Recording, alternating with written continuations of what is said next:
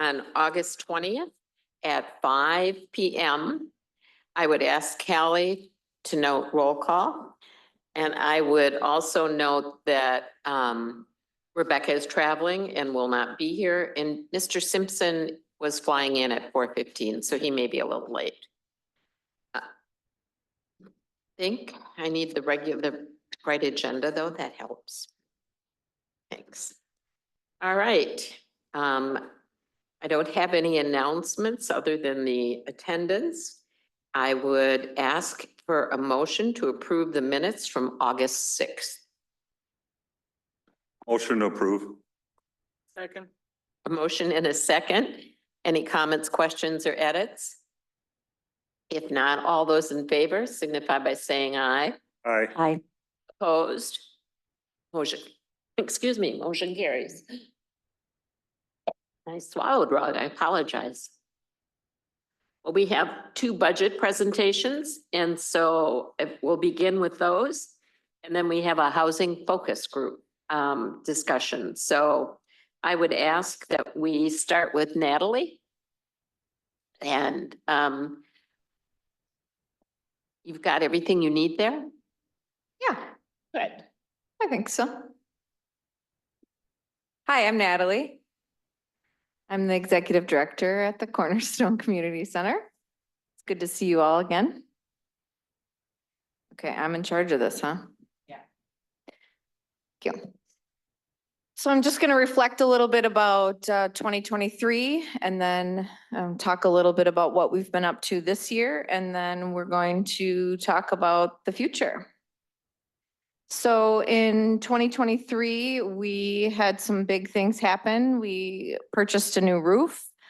We started some new fundraising initiatives. We changed our name. That was a big to do.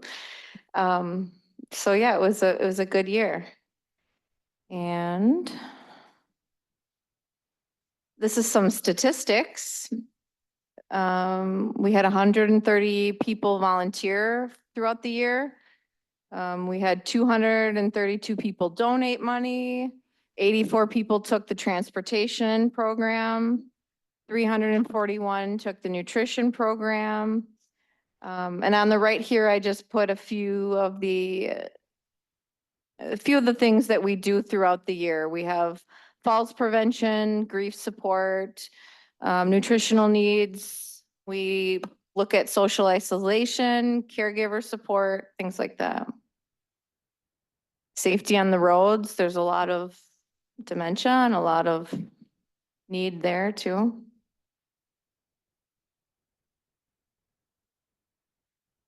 Here's a few of the big events that we had lots of attendees. So Tony Rocker, the Elvis impersonator, he's actually coming again in a few weeks. We have a lot of different music events, lunches, different educational events.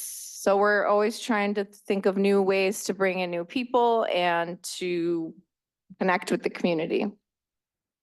On the left here, you can see I divided it out by percentages. So fitness, social, nutrition, crafts, weekend events. Here, this is reasons that costs have increased over the last year or so. So property insurance, as you know, insurances have all gone up. Building repairs, we've been working on repairs for the old building. We've had a lot of legal costs these last 18 months or so with the exploration of the new organization. Utility costs have gone up. Staff wages, trying to retain and be competitive with other area senior centers. So what are we doing to address these cost increase? So like I said before, we're trying a lot of new initiatives with fundraising. So 2 weeks ago, we had our 40th anniversary week and we did fundraising, we did educational events, we did fun events, we did events just to engage with all ages. So it was really fun to see the community in all of these events. Restructuring, just being more flexible in thinking. We've been saying yes more to room rentals. We have been, utilizing free or reduced resources. So just trying to be mindful of the budget and being fiscally responsible as a whole. So this is just a story I put together of a typical interaction that we have. So a woman lives in an apartment building in town, and we were told she was behind in rent by thousands of dollars.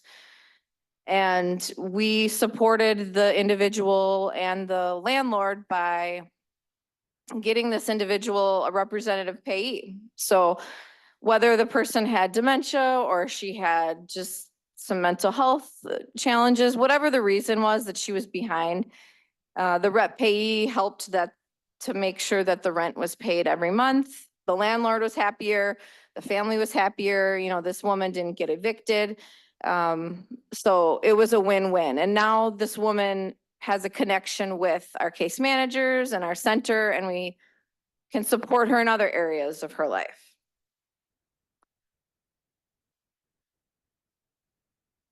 So looking forward to 2025. We get money from Dane County, and that's about 16% of our revenue. Municipal revenue is about 73% of our revenue. And we passed a 5% increase.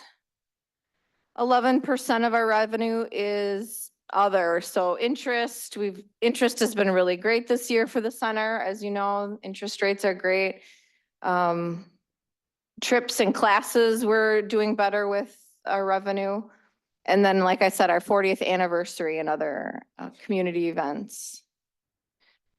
For expenses in 2025, 77% of the budget is wages. Building and maintenance, 13%, operating 5%, insurance, legal. We're continuing with legal expenses as we explore our new organization. Long-term, we're looking at redesigning the outdoor area to get a longer, different driveway off of Highway V. And an outdoor area for exercise, for programming, for just gathering area. And then we have a small parking lot, so just, making that a part of our design. So we're in the very beginning stages. So fundraising this past month has been starting for that and using some reserve funds to pay for some of these ideas.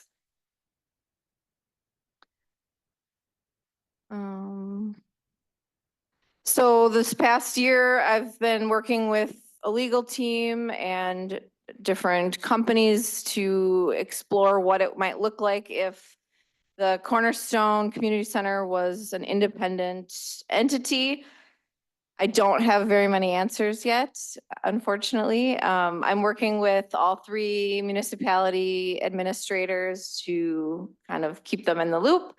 And once I have some answers, then we can meet with the village presidents and administrators to kind of decide and think about what we're going to do next.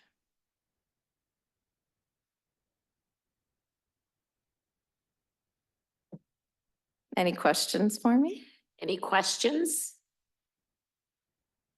One of the things I've noticed about your statistics, if nobody else has an immediate question, is when other executives used to come, they would say not 341 participants for lunch or whatever that number was. They would say thousands of meals served. And I never had a sense for what the real load was. And then on caseworkers, the numbers were always extraordinarily high, but it didn't mean that they were all different people. So I was really glad to see this. I mean, it gives me a much better sense Unduplicated. right, Mm-hmm. yeah, so I appreciate that. Other questions? Yes, Bill. Yeah, United Way pulled a lot of their funding out a couple years ago. Do you see that returning in the future, or is it? No, not really. I mean, it just depends on what their initiatives are. So they focus on certain areas. It could be children, it could be, different health. They've done falls prevention, which is what we've been involved with before, but yeah, we get very, very little, like maybe even under 2,000 a year now. We used to get a lot more. I'm glad you mentioned prevention. That ties into our next. Yes, yes, it does. And there's a cost Yes. that's not realized. Yes, and unfortunately, in my line of business, it's hard to prove that something didn't happen because of our involvement, right? So we help with their nutrition and arguably they gain weight and they're stronger, or we help the families with just caring for mom or dad or where they live. But I can't prove that something didn't happen. But I'd like to think that we're doing great work to prevent those things. And just a personal thing, I play cards up at the center and we get 30 to 40 people up there every Monday. And it's a great community event. It pulls people from Madison, Wanakee, some people from Lake Wisconsin, Windsor, a whole mixed match of people. So it's not just a DeForest, Windsor type of thing. You're doing a great job. Thank you. It's nice and clean and hospitable. Other questions? Go ahead, Chance. I don't have a question, but I just have a comment. And I just want to say that Natalie, since you've been there, you've been doing a great job. And the employees there are all wonderful. And it's just such a valuable resource for this community, for the surrounding communities too. Thank you. Yeah, thank you, Jan. I assume we don't have the numbers yet for things like staff cost and percent of each community. So the population numbers just came out. I can send them. I mean, I used what they tentatively think your population's gonna be. Yeah, They're the same ones we get.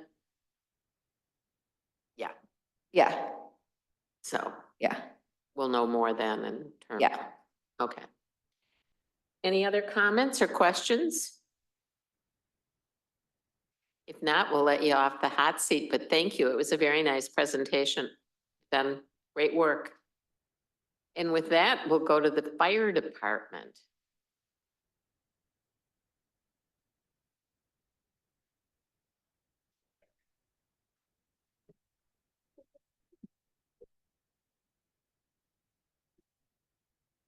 All right, everybody, Chief Lefever, DeForest Fire, DeForest Windsor Fire.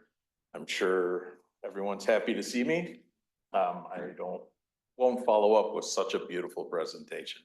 Mine's a little more negative, but just so I'll start with a brief history of where we're at and where we're going. And then we'll get into the meat and potatoes of it. So as everybody knows, over the last 10 years within our district, we've had steady growth every single year. And with that, the run volume also matched. As you can see for note there on the blue, the fire calls are increasing quite a bit. We're on pace to be 200 calls over our normal yearly amount on fire calls, which is important because those are non-billable services. Broke the thing. Down.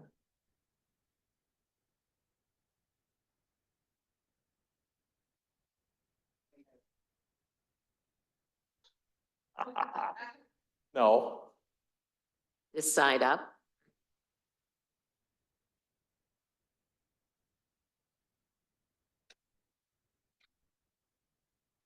did it that way. Whatever. Okay, now we figured that out. Also important to note, as the community's grown, our level of service on the EMS side has increased dramatically. From 1975 to 2012, we ran at a basic level service, meaning put you on the cot, drive fast, we're gonna get to the hospital. In 2012, we upgraded to the EMT intermediate. And the growth in 6 years from intermediate to paramedic is rather quick, but the need quickly arose as we were calling neighboring communities for that higher level of service for far more often. Staffing models, everyone should be familiar. I'm not going to read through this all for you, but operationally speaking, the department is functioning at a high level. We are staffed and responding as appropriate. I'm happy with our crews, our level of training. The level of service is there to what the community deserves. Now we get into maybe a little less fluff. So as we start breaking down calls and addressing where we're going and why revenues are dropping, which is our biggest issue. I guess I'll start off with the fire department is not asking for more staff. We're not asking for more equipment. Those issues are not our concern right now. What we're trying to do is stabilize a revenue stream that myself and my crews are not worried about revenue generation when providing level of care. Right now, about half of our budget is generated internally through EMS calls. So that model worked very well for us when we were volunteer. As we start rolling into some higher costs for the level of service and we start running into some billing concerns, that revenue drops dramatically. So anyway, as you can see by our incident types, in 23, 81% of our calls were EMS. This year that's trending down to 73, which again means less revenue generation to support the same budget. A vast majority of our calls come as falls or ill person. You'll see where that comes from in a little bit in some farther slides or further along.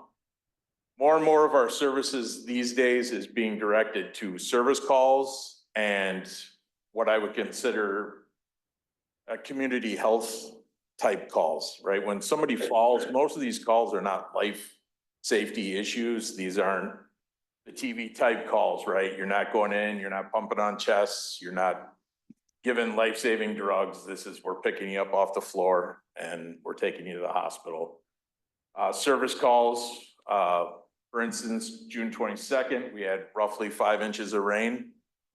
We had 31 calls that were generated from that alone. Those are calls for service that don't generate the revenue. We pay the people to come in, we pay them to respond, we use the trucks, we get nothing in return. So when we're looking at our transport and our age groups, as you can see by the top graphs, the population of both the communities is far greater on the younger side of the spectrum. But the bottom graph will show you that the higher end or the less of the population produces the lion's share of the calls. So we're looking at not quite full retirement, but retirement age all the way up to, you know, the triple digits. That's where a lot of our falls occur. That's the aging population. Some of these are at home. Some of these where we're talking about slip, trip, and fall education, that kind of material, they're already in care facilities. So further education on slip, trip, and fall, might not relate to a reduction in calls. There are a lot of facilities in town that have no lift policies. So if somebody stumbles and falls, they call the ambulance and they lay there till we get there. And then they'll usually send them off to the hospital, which translate down to the higher age of the patient.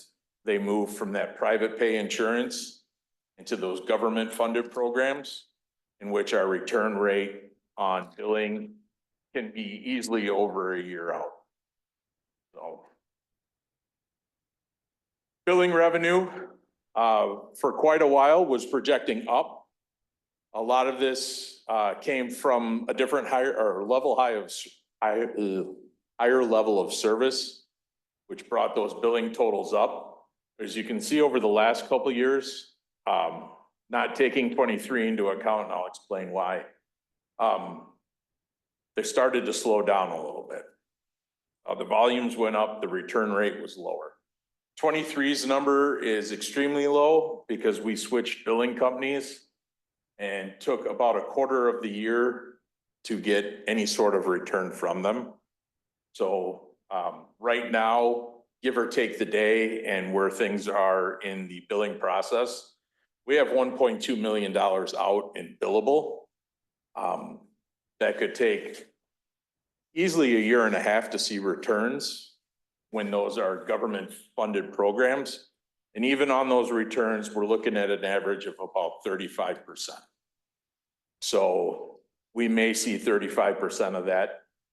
This year, we did start a collection program and use a third-party collections agency to try and recoup some of those costs. But again, if people don't have money, people don't have money, or they're the senior, or it doesn't get transferred to collections because they're locked into that government loop. That may or may not help us out at all. So kind of some of the things we consider concerns in 25 is while we don't need personnel to run operationally right now, we do need personnel for future station staffing, which is a community safety risk, not just a new building.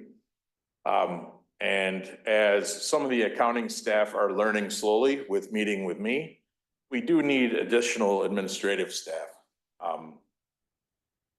I'm not going to name names, but Carol does not like my spreadsheet.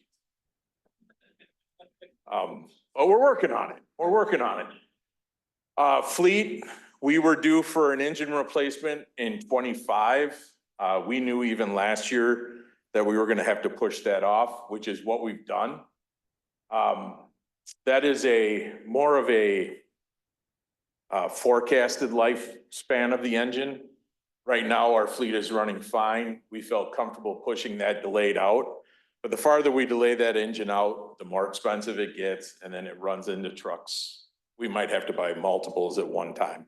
Not the greatest idea, but is what it is. 25, we had also ordered an ambulance.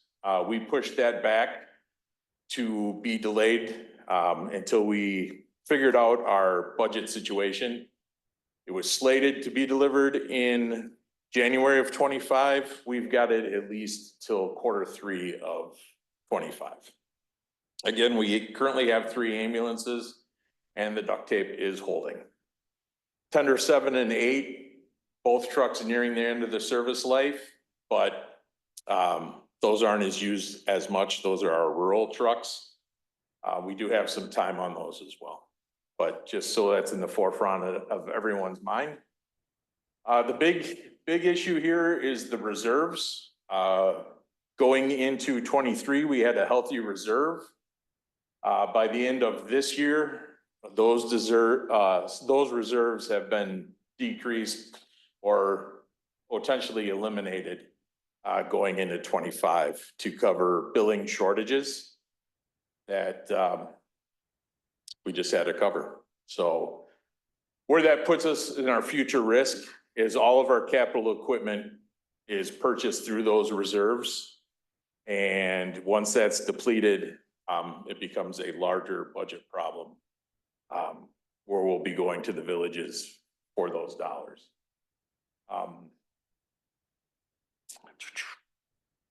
That. The solutions, now this is a tricky slide, so nobody freak out, please. The solutions for funding services, from the fire department standpoint, is we have to solidify our funding source. And the way we see that, which is not the way the villages or anyone else might see it, there's really only two ways to do that, is to increase taxes and pay for more of the fire department out of tax funds rather than revenue generation, or we increase the billing rates. But the problem with increasing billing rates is at 35%, the rate of return, even on a high billing rate, is not good enough to continue level of services. And then worst case scenario is always decreasing level of services. But that's a deal breaker for me. So I will fight you tooth and nail. This community cannot afford to reduce level of services. We'd like to do more pub ed. So there's needs for more staffing. Right now, we're doing everything we can. We are funded for Chief Knapp's position completely out of 2% dues. So he's able to get out and do building pre-plans, get ahead of construction. We work with Alex fairly well. So we are covering our risk there. Operationally, we're good, but as we continue to grow, the demand for services is going to get greater and greater with less and less revenue generation. So, I know it's a little doom and gloom, but I don't know how else to present it to you. So, questions? Well, let's ask some questions. I just wanted to supplement a couple of things that are going on. First of all, we have to figure out how we're going to solve this for DeForest. Because I believe Chief is right. We can't afford to change the level of service or the high standards we've developed in our community. And as we grow, demand continues to grow. And as our population ages, including people like me, we need this service to be high quality. That being said, it's not just us. Every community in the state is struggling with this very issue. We have some communities that are actually trying to figure out how to get service from another town, or how to coordinate with other people, or looking for other strategies. So Chief has been very good at working with the fire district board and with the associations he's a member of, trying to come up with resolutions to this. And then I would also note that Bob and I have been talking with state associations, particularly Bob Whipperford, on strategies that we might employ for legislation or other solutions. But that doesn't solve our immediate budget problem with the fire department. And I view EMS and fire as a basic service that we just can't afford not to have, because it changes everything. I mean, a company wants to locate here. Their insurance program will make sure you have certain standards of insurance available before they will agree to financing or insuring. So we have to resolve this, and it's no fun. Carol and Bill have been working closely with Tina and Bob and myself to try and figure out a way to resolve things for DeForest, at least for the immediate future. But just so you guys know those pieces. And the one thing I would say is Chief says he doesn't need more staff, but he did highlight the deficit in administration people. And that's a function of the department growing too, where you could have your invoicing done and your administrative clerical work done by a part-time person in the office once in a while for a long time, it's no longer that scenario. So with one administrative person and Steve as the other full-time and Tony doing some work, you know, there's a real shortage of people. And then, Steve, you might want to explain, you talk about the billing company, how that's not you doing the billing. How does that process work? Just so people know what that is. Billing company has been, a challenge. Over the last 3 years, we've had 3, and that is all external. So when we get a run, we fill out our paperwork, we transmit it to the hospital, the state, and then to the billing company for billing. We had, both of our previous 2 companies were, one we had for about 15 years was going very well, and then they stopped going well. And then we had a security threat where they didn't follow their own policies, and we lost 120,000 to a cyber attack. We were able to recoup all of that cost because it was their fault. And I just got a letter from the DA there. They found at least part of the gentleman and they are prosecuting him. So I slept pretty good about that one. But just in their breakdown of their own protocols, we switched to another company. The other company was very slow getting out of the gates, which was why we didn't see any revenue for the first quarter of 23. And they didn't seem to be improving, but then they got bought out right away by the company we're using now, which has produced better reports, better things we can work off in the future, seem to be more responsive to our needs. But these are all external factors that are out of our control as a department. Me running billing internally would, as we're staffed now, would be impossible. But that would be at least 3 people trying to jump through all the hoops, especially when we're talking about Medicare, Medicaid. Which have extraordinary long periods of time to make a decision and then to act on an appeal of the decision. So that has become an issue. We explored with Carol and her counterpart in Windsor, you know, should we try and do something internally? And they both said that just a huge cost to get it done. So, and it might not change the scenario all that much. So they've been on top of some of this. I just want people to know we're not ignoring that problem. It's a big problem. It's a problem all through healthcare. But it is a big problem and people are like, well, I called the ambulance, but I pay my taxes. So why would I want to pay?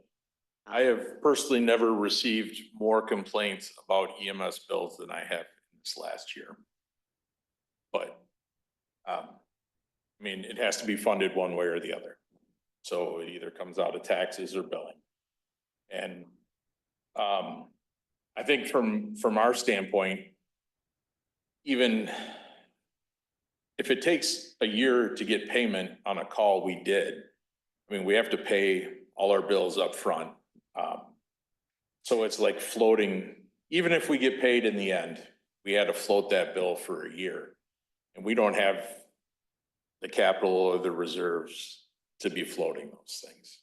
So, and as everything goes up every year, we have to account for that, those monies up front. Bill.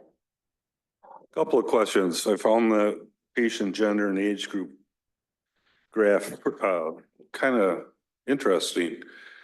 50 to 59 is like 25%, and then it jumps to 75%. Say it's 3 times higher. How, in general terms, can you explain that? Would somebody more likely call an ambulance? Because, you know, in my situation, say I cut my finger I'm gonna drive to the, emergency room or wherever. Maybe I don't have a person to drive me, it's different than if I compound fracture. Yep. It just seems like all of a sudden it's not a defining line, but I don't know if I can give you an exact reason. I would tend to guess when you get to that higher end of the working age, you tend to run into more medical problems as you age. Once you retire, you tend to take it easy for a while. But then when the aging really kicks in and you're looking at that 70 range and people are moving from home to where, where they're familiar to a smaller place and then into a resident facility of some sort. When you get into those facilities, they call the ambulance for everything. And then it's a matter of trying to determine if the patient wants to go, the care facility wants them to go, or the power of attorney wants them to go. And so it's more dangerous to be at home than at work. well, where you're at, yeah. Have you been to my house? Okay, do we have a cost on, you come to my house, take me to Madison? Is there a operational cost? Well, you're looking, the bill is about $1,550. Our operational cost for EMS is an average call costs $1,063.25. Which the average revenue per call is $973.30. So we're running in the red right off the bat. Right, Can you say that again, please? The average cost for an EMS call is $1,063.25. Revenue is $973.30. And that's just operational costs. That's not considering any of the admin costs of the department. and how much, we have a problem getting reimbursed for some of that, correct? What would Medicare reimburse us for, $800 or for the? They don't necessarily work a flat rate anymore, but yeah, you're looking somewhere around that $500 to $800. So it'd be in the red on that. And there's very little we can do when the government is in control. They say, we're only paying for this. We say, no, you pay for all of it. And they say, no, and then hang up the phone. Myself going on Medicare, the cost last year when I was in private insurance, I was billed $7,200 for a CT scan. This year, it's gonna be $200 that I'll have to pay out. Okay, I think last year you came in and told us, when our two ambulances are busy or one's down and we have to call, say, Wanakee, Sun Prairie or Ryan. Have those numbers gone up to where? Nope, they've gone down. So we're staffed 24/7 with a paramedic, 2 paramedic rigs. So we are handling the lion's share of our own calls. If we call out to another facility or another town, it is because it's the 3rd call Right, in a row. right. It happens about 9% of the time where there's more than 2 calls at once. Now, on those calls, do we have to say reimburse? Of course, we have to reimburse Ryan. No, we don't reimburse anyone.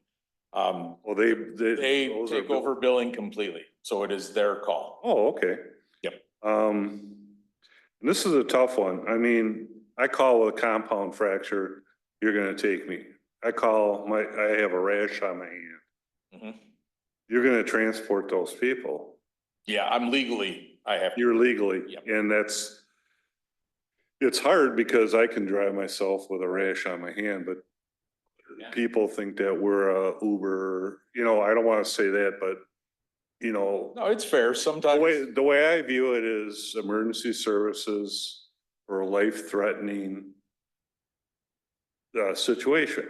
Mhm. Not as a transport because it's convenient, but are we running into that more and more or? We've always run into that, yeah.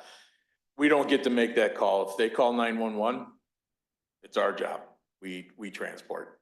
And that's what I want to stress to my members is no matter what we make, no matter what our deficit is, no matter what we think is an emergency or not, to that person, that's their emergency and we take them. From a fiscal standpoint, well, yeah, it'd be great to tell somebody to drive themselves, but I cannot do that. Yeah. Yeah, and that's not even something I would float. Cause I had relatives in Madison Fire Department and they relay the same thing. Yeah, A lot of their calls are like that. Thank you. yep. Colleen?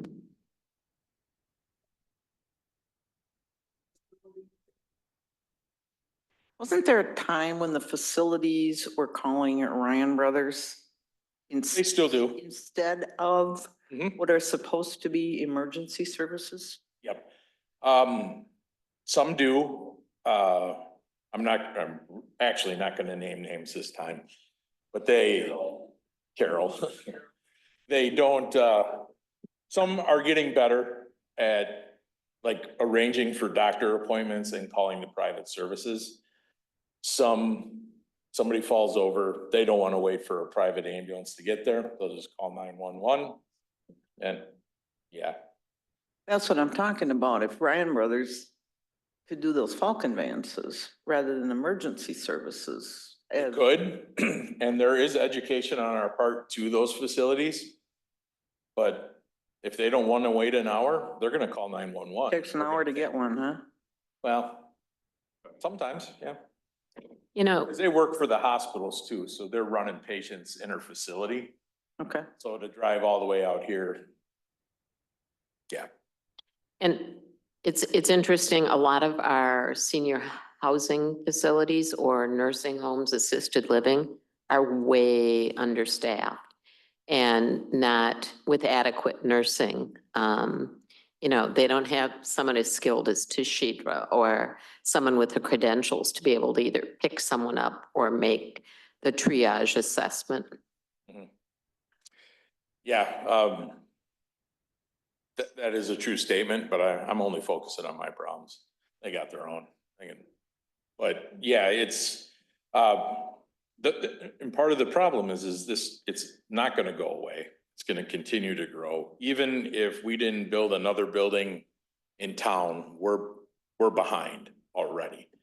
And we're looking at, you know, we're gonna need to add staff and at least an ambulance bay to the south to cover southern ends of the district, to keep those businesses coming in, to keep those residents safe. So this problem is just gonna compound the longer we wait.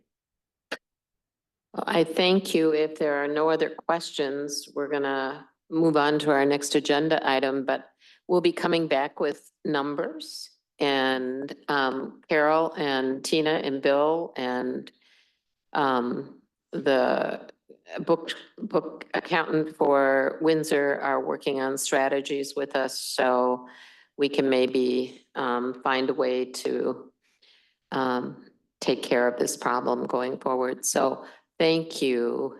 Carol and Bill, did I hit everything that we were looking for? Yep. Carol yells at me a lot. I hope that's on the record. He's such a baby. His staff are afraid of him too. They picked me up on ambulance when I fell last week and his staff said, if we don't do this, Steve is gonna just kill us.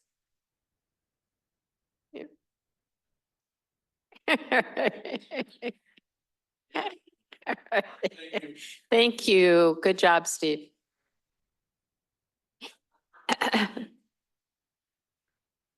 All right, moving on. The next item on our agenda is the update regarding housing focus groups.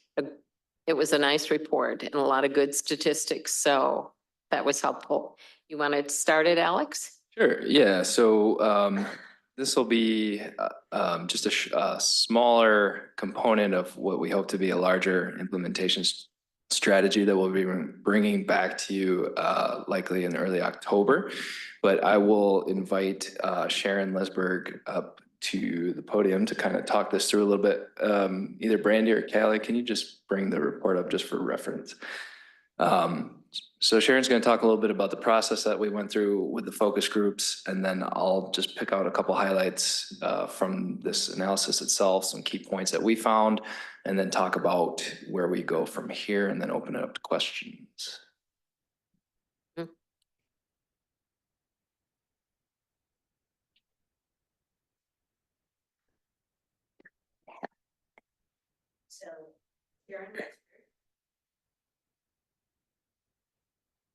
There we go. And I'm from Dane County Extension. I've spoken here once before when we introduced the project. And we were at that point in time in the beginning of thinking about how do we get public engagement on the housing strategy. This all has to do with the update of the comprehensive plan and the housing chapter. If the fire chief was still here, I'd apologize and say that we're going to recommend more housing. After he said that that might be an added cost, but the whole county, Dane County, is way behind in building housing, and that's particularly true for housing for workforce and for seniors. And every municipality is struggling right now with how to get that kind of housing built and how to increase housing across the board in order to accommodate the current population as well as anticipated increases in the population. So what we decided to do is a two-pronged strategy to get public engagement. The first being a series of focus groups. That's what I'll talk about this evening. And the second will be a public engagement gathering, like a workshop. And Alex will talk about that a little bit after I finish. So I want to start with how we did the focus groups. We identified several different populations that we thought were really critical to highlight, those being large-scale businesses in the community, because we wanted to know how is the lack of housing and the lack of affordable housing affecting those businesses. The second focus group in that category is local businesses, which tend to be smaller or medium-scale businesses. We did a focus group of commuters trying to learn from them how they perceived housing in the community and what their constraints were. We also did a focus group with the public sector. So people who are working in the community in public service, in fire, in childcare, in the schools, to find out how it impacts that sector. And then we talked to developers. And all of those together gave us some fascinating and pithy remarks from participants, but a broader understanding of how housing affects everybody. That's not our report. Just, yeah, okay. So you've all seen the report. I'm just going to highlight a few things. We divided it into 4 different areas of finding. The first being prioritize a mix of housing. So if you look at what developers tend to do, they often will focus on building high-end housing, large lots, larger houses, and that's because they get a better profit from that. There's also multifamily housing where they can get more people into a smaller area. And then there's something called the missing middle. Those are your condos, your single family homes that are affordable, multiplexes. Those are harder to get the capital stack to build. And so oftentimes developers will need incentives in order to build that. When we talk to the workforce, what they want is a wide range of housing. And in particular, the one thing we learned that just kept coming out again and again is that there is a strong, strong need for housing that is more affordable. How you define that's going to depend on whether it's a rental unit, whether it's a single family home. But for workers in the front end of the large scale businesses and workers who are doing the service economy, they're saying for a rental unit, $1,000 a month might be deemed affordable. What they're finding the rental rates are is $1,400, and then they're hit with unexpected rent increases. This is particularly challenging for seniors in that if you're on a fixed income and suddenly your rent goes up, that's not in your plan. And so you end up either having to find a different unit or find some way to economize in order to pay those costs.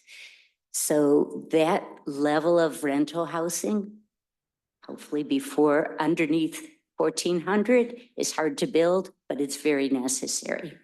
For single-family homes, we heard again and again, you can't find anything for 350,000, 300,000. That's deemed affordable for a worker, somebody who's in these sectors that we're talking about, and yet it can't be found. So those are the types of housing that we kept hearing were needed. One thing that comes up a lot with talking to the employers is the interrelationship between housing and transportation.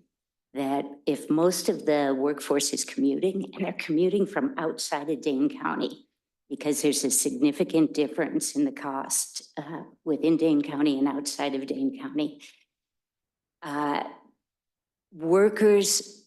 The employers were pretty clear that they have a reliable workforce, that they try to help the workforce. But imagine the impact it has on a family if you're commuting 45 minutes to an hour each way to get to work. And especially if you're stacking responsibilities like dropping your kids off to childcare, getting them to school, doing your grocery shopping, and doing that in the winter. So there's a relationship between economic development and housing, that if you can have reliable, affordable housing closer to your place of employment, that will increase the opportunities for your workforce and decrease the stress for your workforce. So just in that category of the mix of housing, the other thing we heard was the local businesses actually rely on households that have some disposable income. So you think about your restaurants, your coffee shops, your high-end establishments. They need people who can afford to purchase things there. So that's the range. They also want places where their employees can afford to live. So I talked both about the mix of housing and how housing relates to economic development. I want to mention something about transportation, in that many of the employers talked about, well, can we do a van pool, or can we encourage a bus route? And those solutions are really difficult to implement, especially for a single employer to do a van pool or such. It is an option that's on the table of helping workers out by having some sort of reliable public transportation, but it's pretty difficult. We also talked about employer created housing or employer built housing, kind of going back to the old time company town, where the employers put money up to get housing that their workers can live in. And that is something that different communities are experimenting with. Can you have multiple employers pooling resources to help create a fund to create some sort of housing? The other option is nonprofit housing developers like Habitat for Humanity. Those housing developers tend to focus on getting single-family homes built at an affordable rate. And then another issue that came up a lot was the specific needs that seniors have. And I'll highlight again, you just heard a lot about the issue of safety.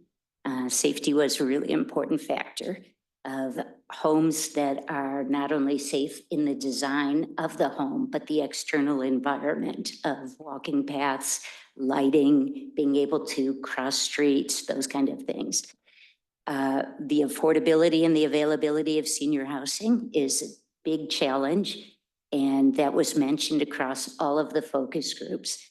We also heard from somebody in the fire department about the increase of calls for seniors.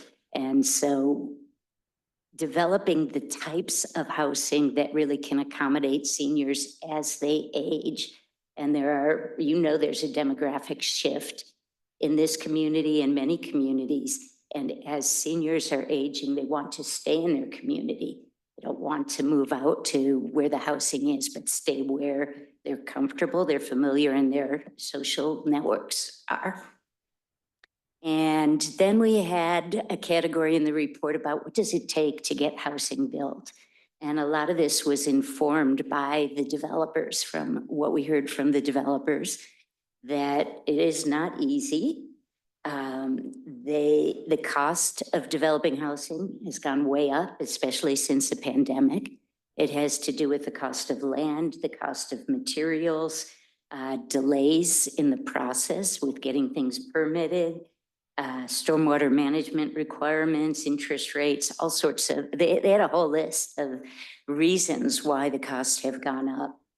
And they did mention several times that coming up with the capital stack was pretty difficult for that missing middle.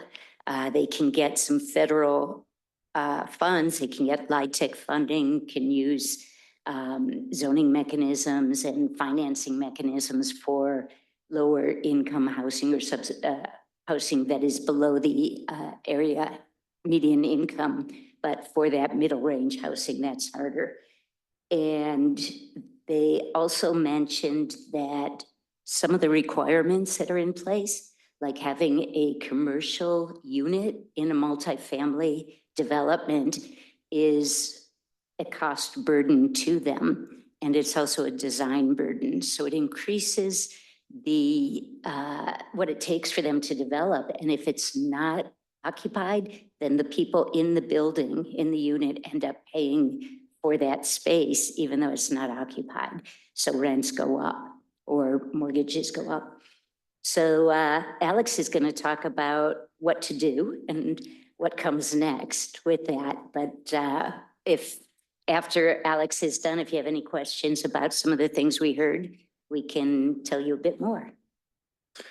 Yeah, so I'm just looking, I had a few bullet point things, but I think you hit most of the big ticket items there in terms of takeaways from this.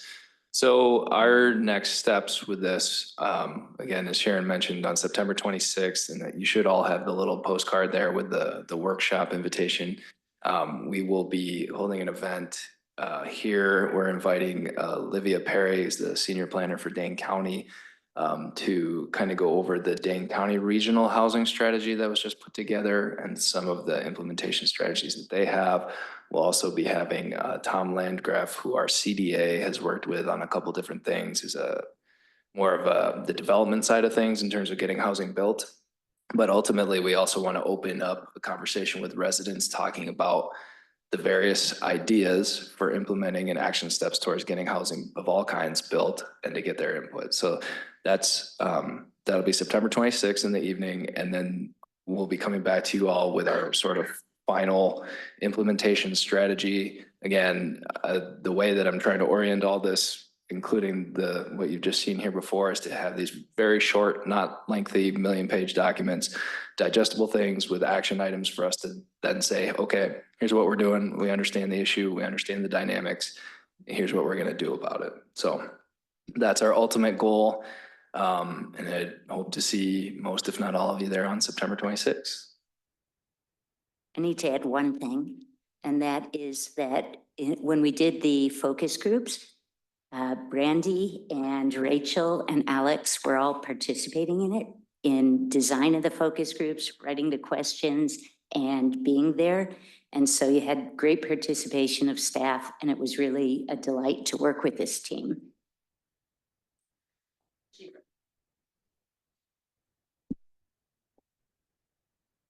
First of all, Sharon, thank you so much for your time. Alex, thank you for this. Second of all, I really appreciate the holistic approach to having so many different voices with the focus groups and just really statistically trying to get an overarching perspective from many different voices, many different perspectives of what's going on. This really is a huge, huge issue in many of the different committees that I sit on, just with the Greater Madison Chamber and just listening to all the different discussions that we're having across Dane County and just how housing is just a huge, huge issue in every single community across Dane County. Workforce development, housing, and childcare. Those are the big ticket items that we're facing just in Wisconsin alone, but definitely in Dane County. And just knowing that our community is trying to get ahead of it and make the most for our residents is just, it's humbling, but it's also very exciting at the same time. So I'm super excited for Olivia Perry and the workshop that's coming in September. And I definitely will be there because I would like to know what we're doing in our little corner of town and how it translates to what all the different community and work groups that I'm a part of across Dane County, because this really is, it's crippling. It's crippling our economy that people can't live where they work and function. And it's actually impacting family and family time and what we're able to do on a greater scale. And so I really appreciate the report. It looks beautiful. It's actually eye candy to me. As you were scrolling, I'm like, ooh, this is beautiful. So with that, I just wanted to appreciate all the work that you're pouring into this. And I'm really looking forward to see what comes of it. And just really how it correlates with all the different work studies and all the different data that we're accumulating across the board and how we're really moving forward in DeForest and how it translates across the board. It's really exciting, the work that's being done here. Thank you, Tashidra. It's 6:01, which is time to start our board meeting. I am going to ask that Alex arrange to have this on another agenda, even before September 26th, so we can more fully discuss the report. It's a little hard during budget season to always carve out the right amount of time, but this is a crucial issue. So let's see if we can do that, and then people can form their questions and get prepared and get ready to participate fully in this. So thank you, and thank you for your work. We're going to go quickly through some administrative reports and then take a quick break and come together again for our board meeting. So somebody say something? No, are you ready for updates? Yep. So just quickly, we closed on the Diamond Drive properties last week. Currently working on closing on the property for the acquisition of the Baki properties, and then working through the closing process for the sale of lot 7 and TID 6. Okay. How about Carol? Okay. Police Department? Yes, ma'am. Two real quick things. Citizens Academy starts September 5th. So if you know anybody or if you yourself have not yet attended, please let Sergeant Payne know. We're always looking to add a few more people. And then our version of National Night Out, we call it our Family Fun Night, is September 10th from 5 to 7 in Fireman's Park. We hope to see you there. Okay. Judd, Public Services? Yep, couple things, public services and one IT. We paved the trail today from Innovation Drive to Paradise Circle. So you'll notice that, we'll finish that off on Paradise Circle to name of the top road, Oak Springs. We'll have that section done. So, and you may have folks ask Doll Park, there's a grass has been browned. We're in a two-step process to kill the grass off before we plant it back with native seeds. So we're doing that as part of the budget for this year, right? So I've had a couple of folks ask me about that, but that's what's happening there. So we'll be doing that. Next week, we'll have new email addresses. Your old email addresses will still work. You'll still get emails there, but you'll have new, fresh emails that I'll be sending emails to you all with what the new, it's easier than vi.deforest.wi.us. It's forestwi.gov, and it's safer and more secure for us. So you'll get an email from them. Didn't you hear that there's some seniors on this board who new things don't always happen quickly? You'll get your emails either way. If you want to give the old one or the new one. Thank you. All right, with that, we'll go to community development update. Administrative services. Just wanted to give a quick update on the election. Everything went very well. We had a total of 2,928 voters, including in-person and absentee. So that's a 40% turnout rate for the August election. We are gearing up now for November. The absentee ballots will be going out, the first batch no later than September 19th. Just really depends on when we get the ballots from the county. And as of the end of day today, we already had 830 requests. So there'll be a lot of ballots going out. Also, we posted a part-time front desk position for Monday, Tuesday. We currently have Annette who is Wednesday, Thursday, Friday, so this would be her counterpart on Monday, Tuesday. And just a reminder, if you are planning to go to any of the groundbreaking events coming up, please let me know so we can make sure we have a quorum notice posted if needed. Thank you. All right, recreation and community enrichment. Just wanted to share, so we are going to be moving the farmer's market starting in September. So we're going to be trying to grow grass here. As you can see, there's not a lot of grass. So we're going to be getting some compost to put over that, and we're going to be moving to Stevenson Street. So we'll be closing from DeForest Street to Jefferson Street and moving the market there for the rest of the season while we try to get grass to grow here. That's the biggest one. All right. With that, we have no closed sessions. So unless there's anything else to come before this body, I would entertain a motion to adjourn the committee of the whole meeting.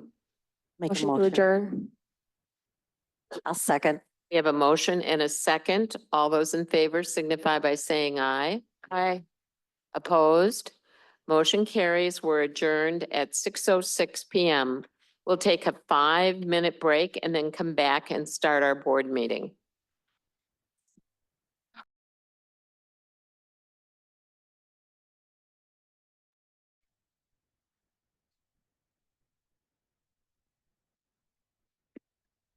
Alex, have you seen Bill out there?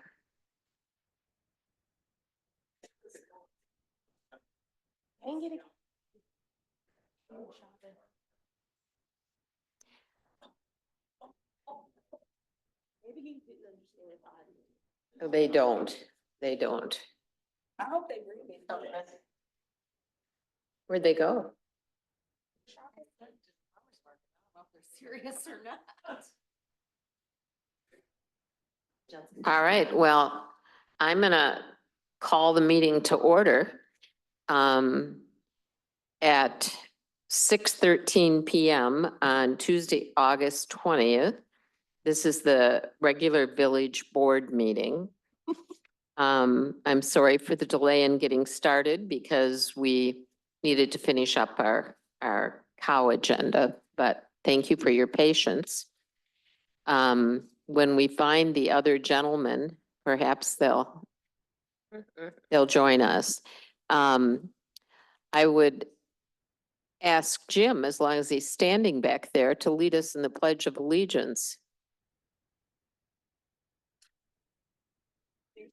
To the flag of the United States of America and to the republic for which it stands, one nation, under God, indivisible, with liberty and justice for all. Thank you.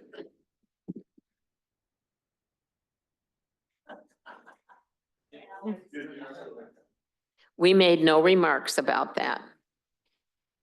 Announcements, the village board will convene into closed session pursuant to section 19.851E of the Wisconsin statutes for purposes of deliberating or negotiating the purchasing of public properties, the investing of public funds, or conducting other specified public business whenever competitive or bargaining reasons require a closed session. Tonight, negotiating a memorandum of understanding with the Dragon Arts Group and negotiating a collective bargaining agreement and memorandum of understanding with WPPA and LEER. With that, we'll go to the consent agenda. I would ask if anyone wants anything separated. 5.22, please. Okay. I would entertain a motion to approve the remaining.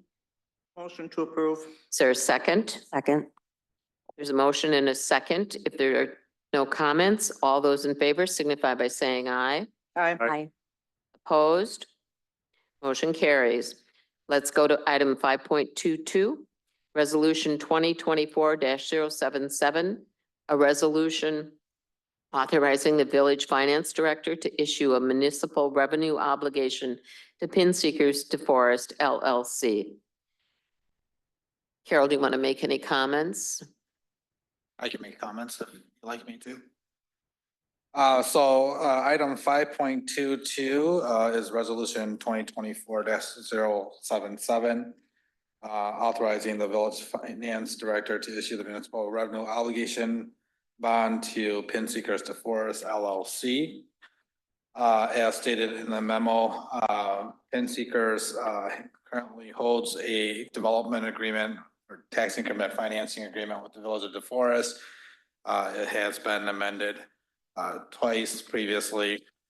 Within the development agreement spells out certain parameters for development, primarily a golf driving range, 3-level golf driving range, miniature golf course, full service restaurant and bar and banquet or meetings, banquet hall or meeting space, facility to be completed by December 2023.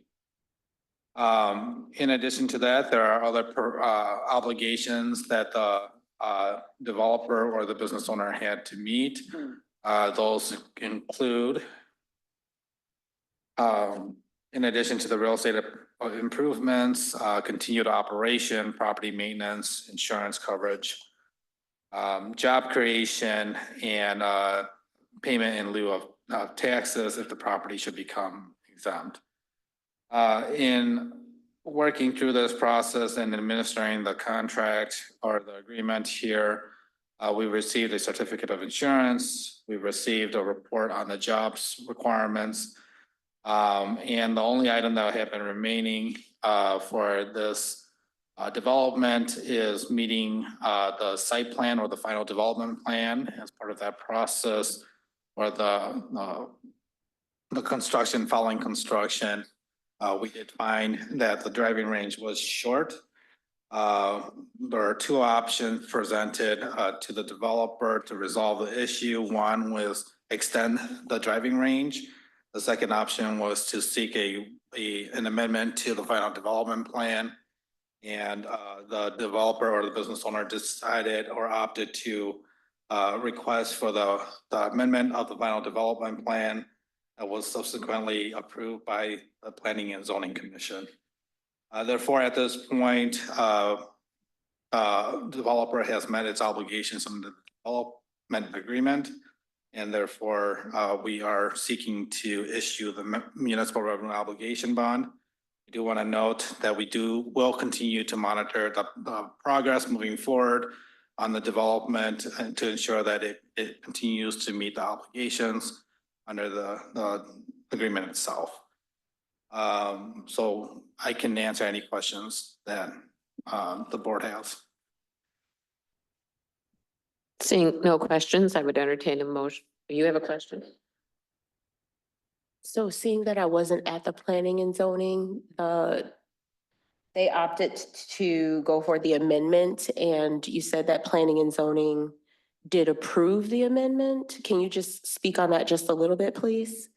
Yeah, so the request or the application for the amendment was to accept the construction of the driving range as is, which was shorter than the submitted plans for the driving range. I believe, what is it, 50 to 75 feet short? Is that correct? Okay. Yeah. 50 feet short. And so in review of the length of the range versus other concerns of the range, primarily balls trespassing the net on all sides, but the concern of the Planning and Zoning Commission was the balls trespassing on what was the west side of the net towards the interstate. And so essentially what the Planning and Zoning Commission did was put a performance measure with the approval, and that if there are, in fact, if balls do in fact continue to trespass and land on the interstate, that the developer would be obligated to remedy those defaults. And so, again, the Planning and Zoning Commission did approve the amendment to the final development plan, subject to those conditions. The agreement itself here, where it speaks in regards to the obligations of the developer to construct the real estate improvements, points specifically to the approved plans. So are balls currently trespassing, or is that just foreshadowing? Like if this does happen, then you need. Balls are trespassing the net in various locations. And so, like I said, the condition is set upon the performance. And so the importance to the Planning and Zoning Commission were specifically on the balls that trespass onto the interstate. And so if there are balls still trespassing onto the interstate, the developer now has an obligation to remedy that. Okay.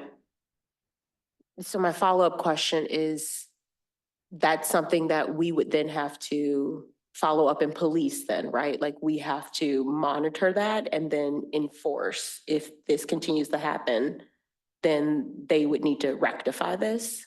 Yes, so if it becomes, if there's a report or a complaint of the ball and is in fact proven that the ball did land on the interstate, they would have to take the measures to prevent that from happening. We provided as a staff report, provided suggestions to remedy that issue. However, we left it open for the developer to best decide how to remedy that. I was at P and Z and I encourage anyone who has questions to read those minutes because it was a fairly thorough discussion and there were commitments made by the developer and it satisfied the questions of P and Z. So. All right, Jim. I would just say that I followed up with the maintenance chief at the DOT. I had a conversation with him. And I know he was aware, and it sounds like he has already been in contact with Bill, and he informed me that he would continue to monitor it or pass any information about ball trespasses on to Bill. So I was happy to hear that.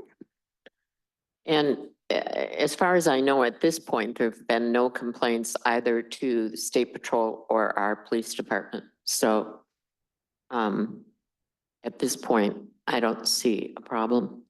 Bill? Along those lines, after the meeting, I was there and the owner admitted that a windshield on the interstate was shattered. So there is damage. It wasn't reported, I imagine, to the State Patrol. It was taken care of. A car was hit and damaged. The owner didn't say what side of the net, west or east, if it was, I think it was in the parking lot. So the balls continue to escape the confines of the nets. It's a safety issue. And the blame is put on the golfer. They have signs up saying you're responsible for the balls. So it's going to become a legal issue when somebody gets seriously hurt or killed. And it's a travesty. I'll be voting no. Okay. I would entertain a motion to approve this item. I will make a motion to approve this item in that they have satisfied what was in the agreement. Is there a second? I will second it to keep it moving. Is there any further discussion or comments?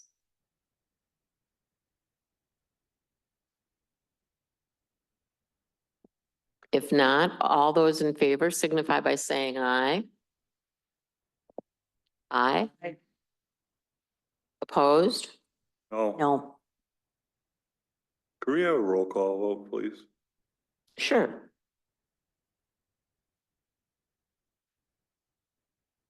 Just a moment, please.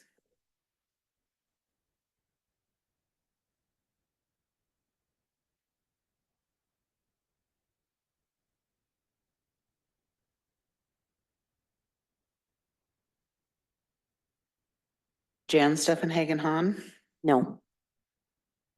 Decidre Allen, Aye. Bill Langgraf, No, Jim Simpson, Aye. Jane Cahill Wolfgram. Aye. Did she call and you? Colleen Little, I'm sorry. Aye. Motion carries 4-2. Thank you. All right, moving on to public appearances. We have 2 registered appearances. One is John Lemanskus.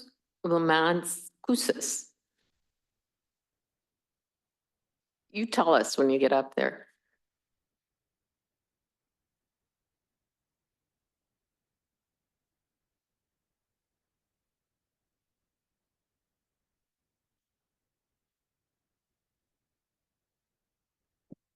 I'm disappointed that I didn't get to speak before you passed this resolution. I think that's a further indication of the validity of this. We need your name and address, and we need to start the clock.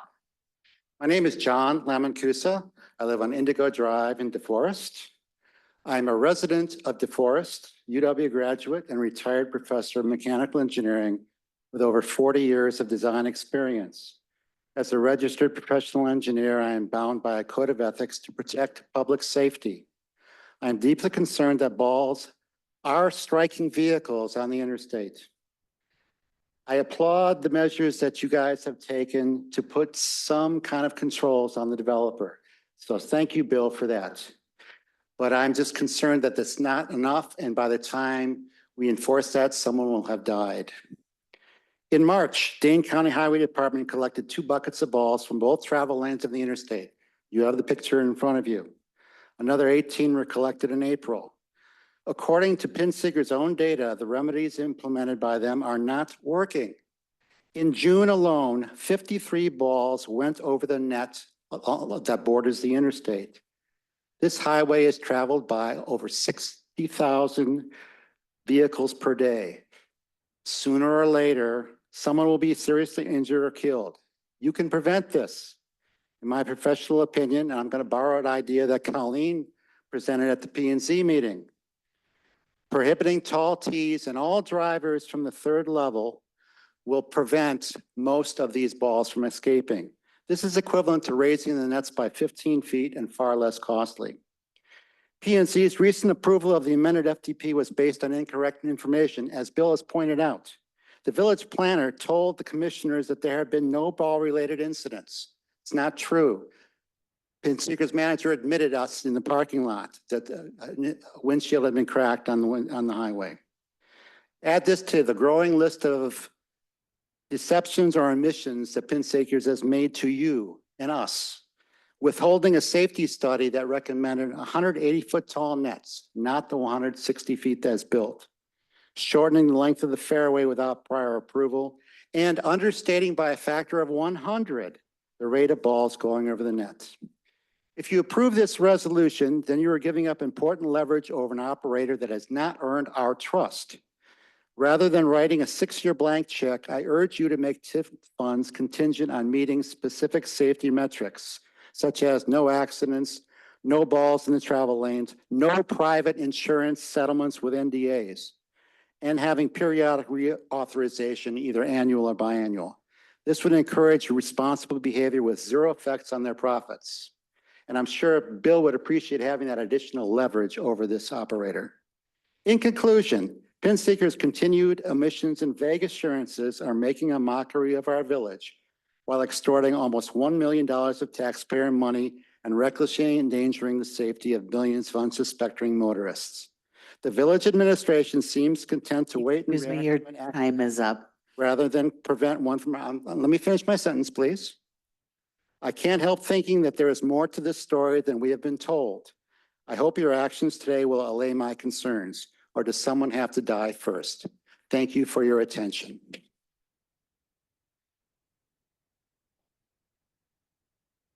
All right, Gilbert Bradley.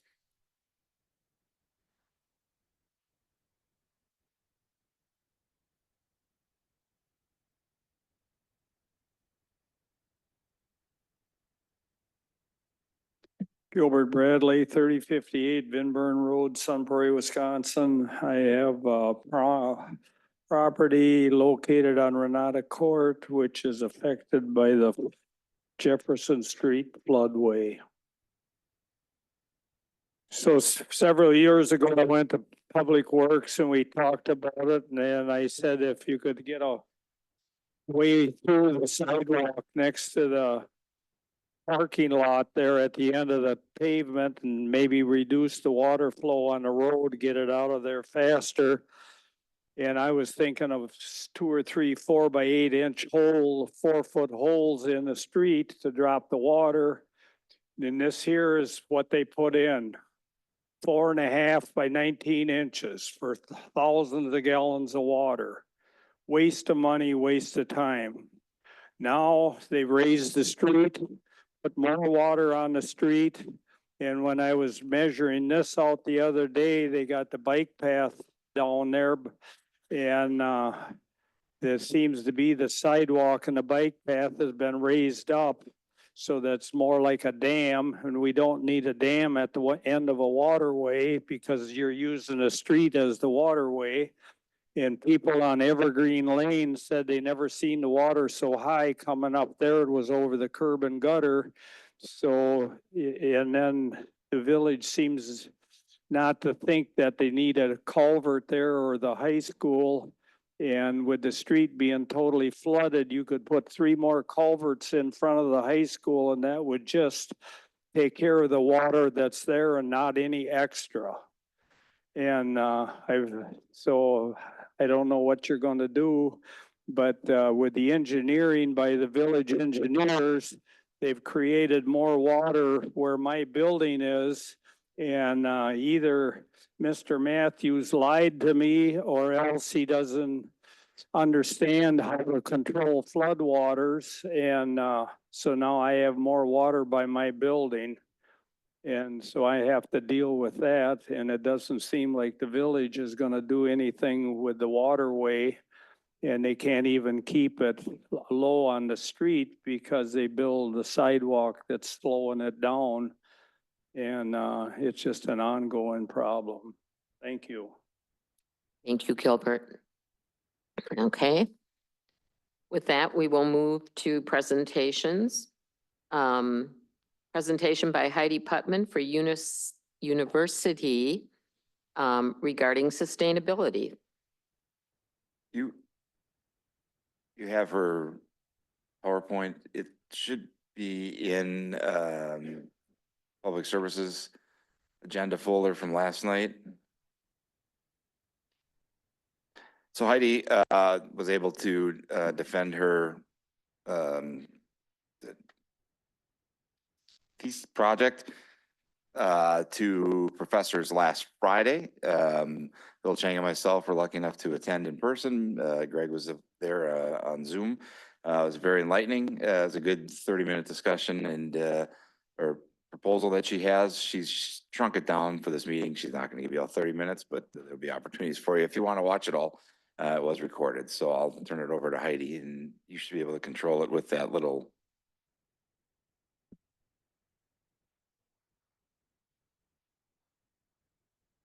Good. Perfect, thank you. So I'm Heidi Putnam, and just the interest, since I know you've all been here for quite a while, and there is a recorded version of the long version, I'll give the highlights version, so I won't necessarily address everything on every slide. But I just finished my graduate program working on this, and I'm continuing, hopefully in a professional capacity to some extent, in my new consulting job on some of this work as well. So the longer presentation will be included. There's a YouTube link right there that I posted the recording to. And then during the Q&A, I've kept that out of there, but that was direct discussion with village staff and my professors about some additional recommendations that we could look into to be able to recommend that I'll briefly discuss at the end of the presentation. And the link there, you can check back in about a month or so that the final edited report, the written version, will be up there as well that has all the methodology to conduct this analysis in it. So kind of in short, the rapid expansion of DeForest, both residential and non-residential development, as well as increased flooding events, have spurred this project to be able to think about how can we consider new development while also still protecting our natural assets in DeForest. Generally, according to the staff, there's very good community support for some of these restoration projects and having conversations around stormwater runoff. However, we were only able to, in the limited time that I was here, be able to start having some conversations and have some appearances at public events over this past spring and early summer. But they will hopefully in a more formalized capacity run some workshops potentially in the coming year or two with some extension staff to be able to continue the conversation. To guide future land use planning, the Capital Area Regional Planning Commission has established a variety of land designations, but there's generally confusion as the county, CARPC themselves, the state, as well as individual communities such as yourself, all have different definitions for what these various, oops, sorry, did I touch something? Okay, just making sure I didn't accidentally hit a button. That's all good. I can continue. Okay.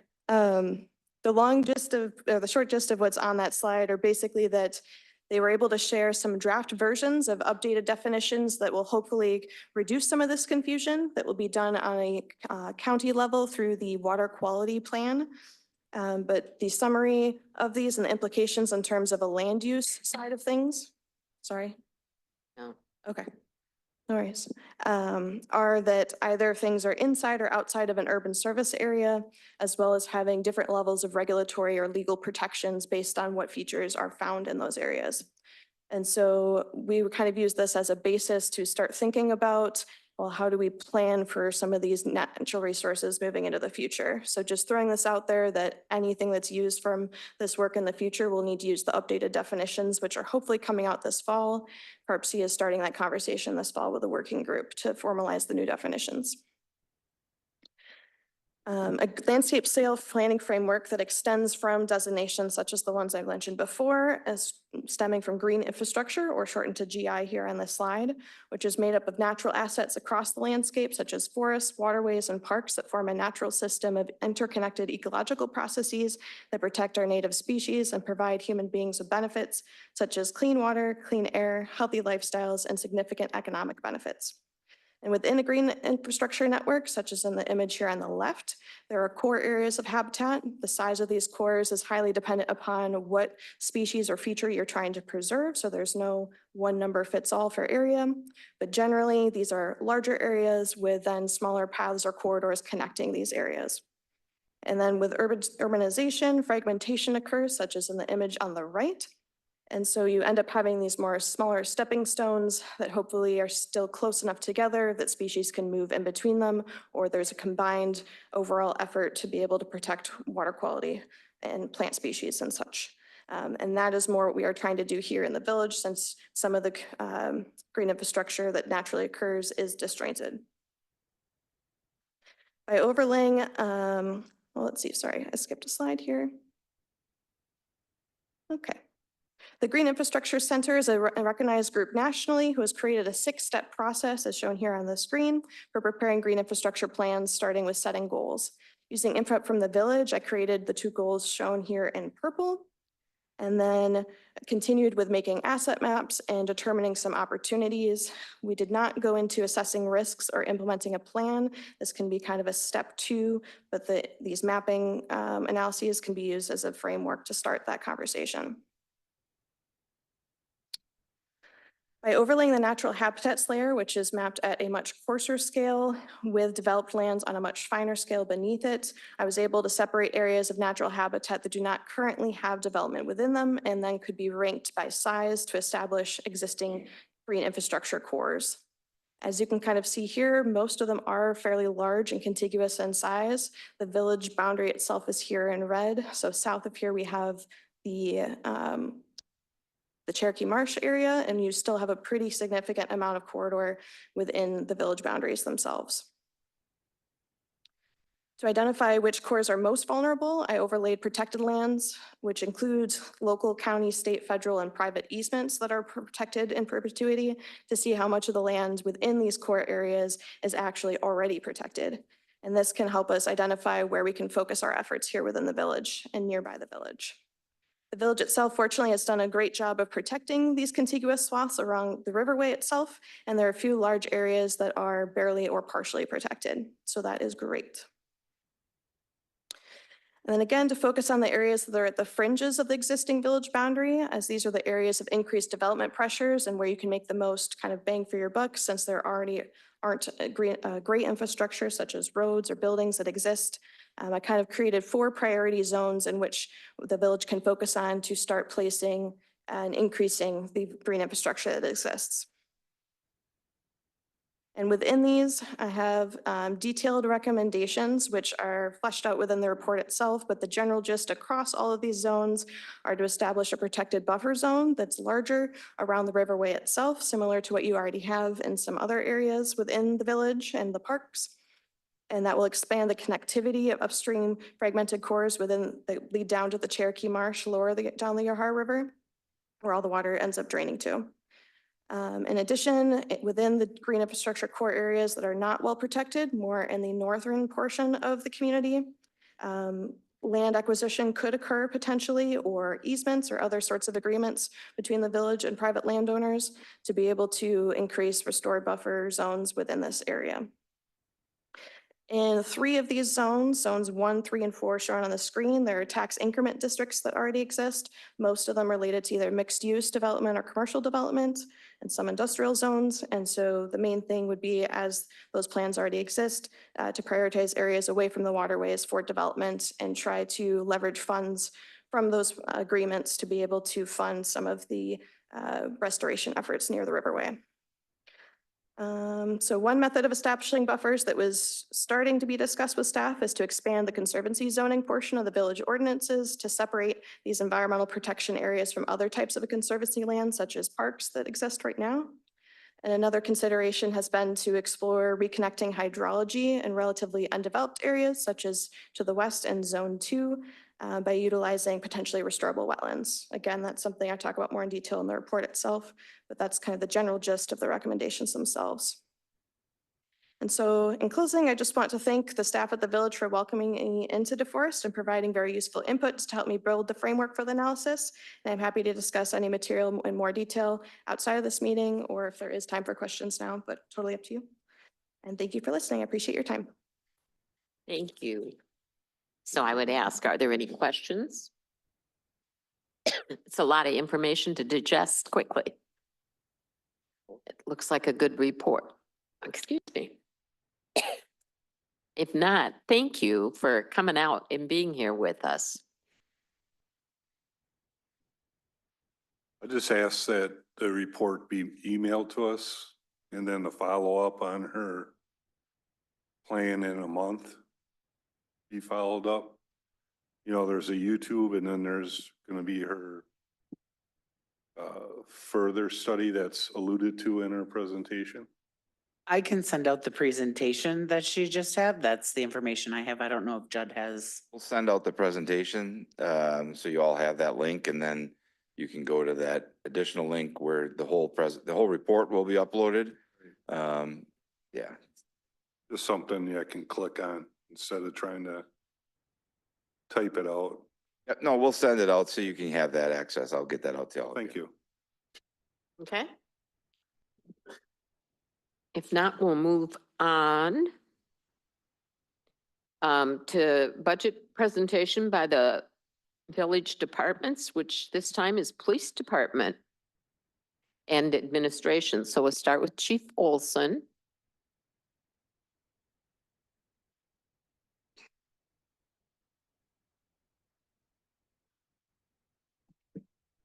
And Callie's just pulling up a quick PowerPoint, hopefully for me. I don't have a mouse, sorry.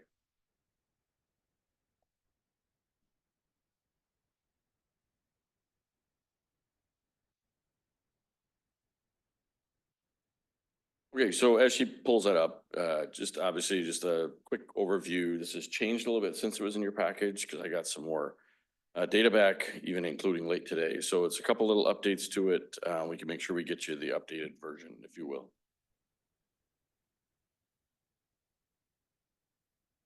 It slides down the podium, right? Like makes. So it is, like I say, there's a couple little tweaks and updates to it. And we'll get you the most updated version. So thank you. Appreciate that. So obviously just to waiting for it to move here for me. Hey, Callie, this thing, now we need IT to get me a better clicker. Just overview, this is what the department looks like. Obviously, it is right now 22 sworn, 3 admin people, authorized strength. We do have at full strength currently, however, there's only 20 with sworn, in other words, with police powers that can go out and effect arrests and things like that, as there are 2 in the academy on the bottom right. Pete and Connor are currently in the academy, as we've talked about before, so. I totally agree with Cairo on this. He tried to help me with the budget last week. Spreadsheets are boring, you know, they can be really rough to digest, but come on, a little bit of pun action. You know, I figure you might need a little levity in there somewhere, but he was gonna swing in, but he was on a call earlier. And we've talked about it, obviously it's your direction. This is basically all down to need, right? There's nothing extra in here. There's nothing, oh God, I wish we could. This is really where we're at with need. You know, for years we all heard, hey, next year, push it, you know, stuff is breaking down, catching up. So we are doing our best to stay ahead of the game. And this is just where we come down to. So a couple of the needs that we'll talk about, labor, obviously we'll talk about it later on in the evening. We're anticipating a 3 to 4% increase in that area, and we'll follow that. There is also an offsetting revenue that comes into play with the COPS hiring grant you approved us to accept last year, $125,000 over 3 years. We're drawing on that since July 15th when our last hire started. So we are starting to draw that money down as a revenue on a quarterly reporting. So that will be in full effect throughout next year. We're anticipating about 41,000-ish to be able to draw on that grant next year.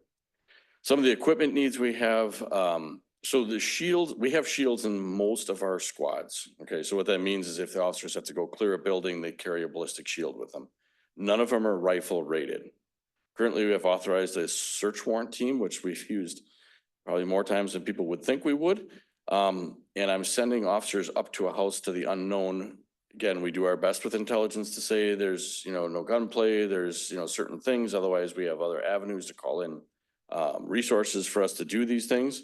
But I'm seeking one rifle shield that we can predominantly use for search warrant entries, but also for high risk things when there's a supervisor on duty. It's a lot heavier duty. It's a lot heavier. It's probably about 110 pounds or so to carry as compared to the other ones, but it's a necessary piece of equipment, especially when we start putting officers in harm's way, walking up to houses, even if domestic violence type situation, just this is a rough anecdotal thing, but you got to go into a house and find somebody. They can come back, grab the rifle shield and take that. It's a lot more protection for our staff. So we continue to grow. I know it's a big surprise to everybody in the room, but with that, you know, we get a lot of speed complaints. We get a lot of requests for data on car counts. We had 2 pieces of what I would call covert data that we can track and get all kinds of stuff. One was a Jamar. That thing was about 12 years old, I believe. It just doesn't work anymore. I mean, it's gave up the ghost. We tried buying batteries. We were buying batteries. It seemed like every other week. They're really expensive. It's not like AA batteries, right? It takes bigger ones. The thing just doesn't work anymore. We had invested in a stealth. It's called StealthStat. It's by Custom Signals. It's a very, it produces a very robust report. I would say very, very similar to traffic engineering. I did share a couple with Greg. I don't know if he's had a chance to really look at it or digest it much, but they are very, very in-depth reports when they come. So we are seeking another one of those. It does come with a solar panel. I mean, the thing sits out there and it doesn't really lose power. So it's something that while it's in the PD budget, obviously it gets used across the overall village government when Alex needs a count for something or Greg needs a count. Bill's reached out looking for counts as Tid trying to get data on car counts, speeds, all that kind of stuff. We can get to them sometimes faster than others can. Some of our office furniture started to break down. Also, start at the top, our admin assistants really have very little space to begin with. So I'm seeking to replace their desk with something where they can actually stand up, a sit-stand-up professional thing. We had bought them some years ago, these on top of your desk adapters that they can stand up. Those are now basically hitting the end of their life and they're not standing up anymore. And then also, I don't know, some of the chairs we have are uber old, some are like 8 to 10 years old in the squad room.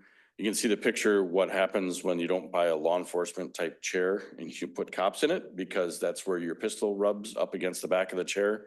The whole back of the chair will start to give out here, and one already has, and thankfully nobody really sat down and fell through it. So just some of the things that we just got to replace. Squad cars, we previously talked about this last year. I'm just putting it in here so you can see it.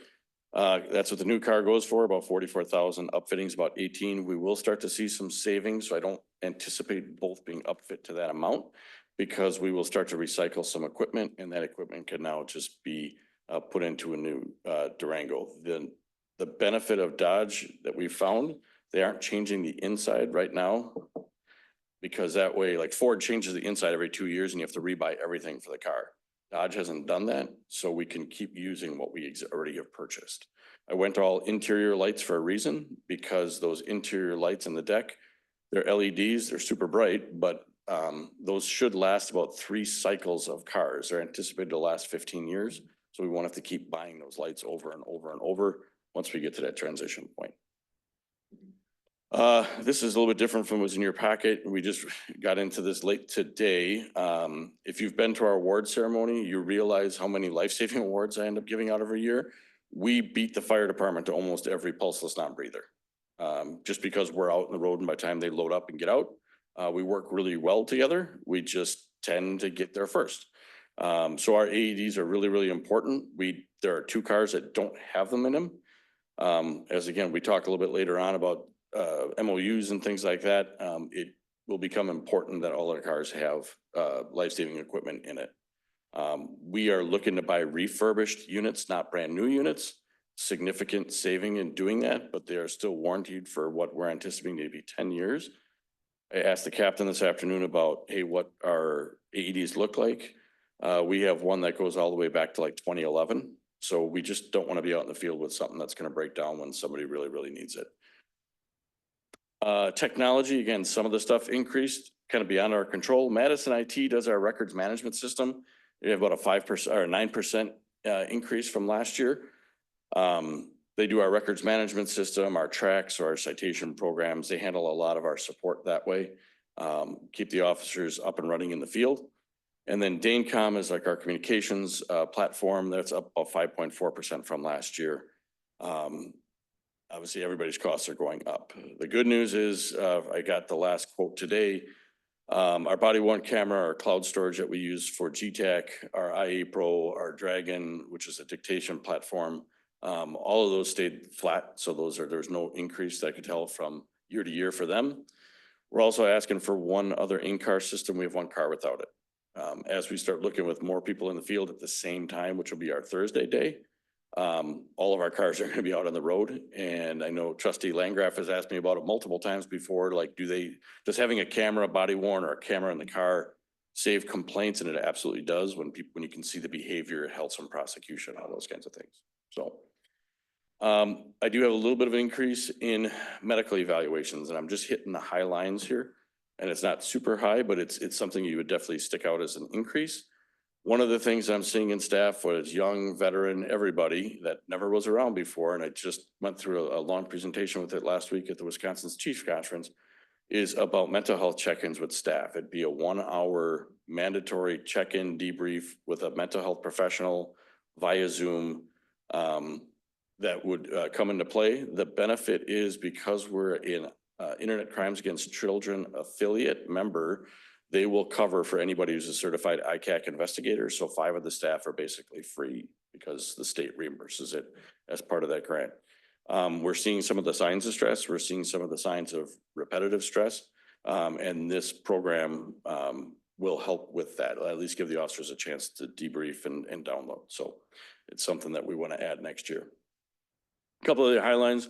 There is asking no change to our fuel line. I know it's always a concern. We're doing well now with that. We are gonna have a reduction in our overtime line, and then as well, really, and partially thanks to Greg and Tim Meixner at Public Works.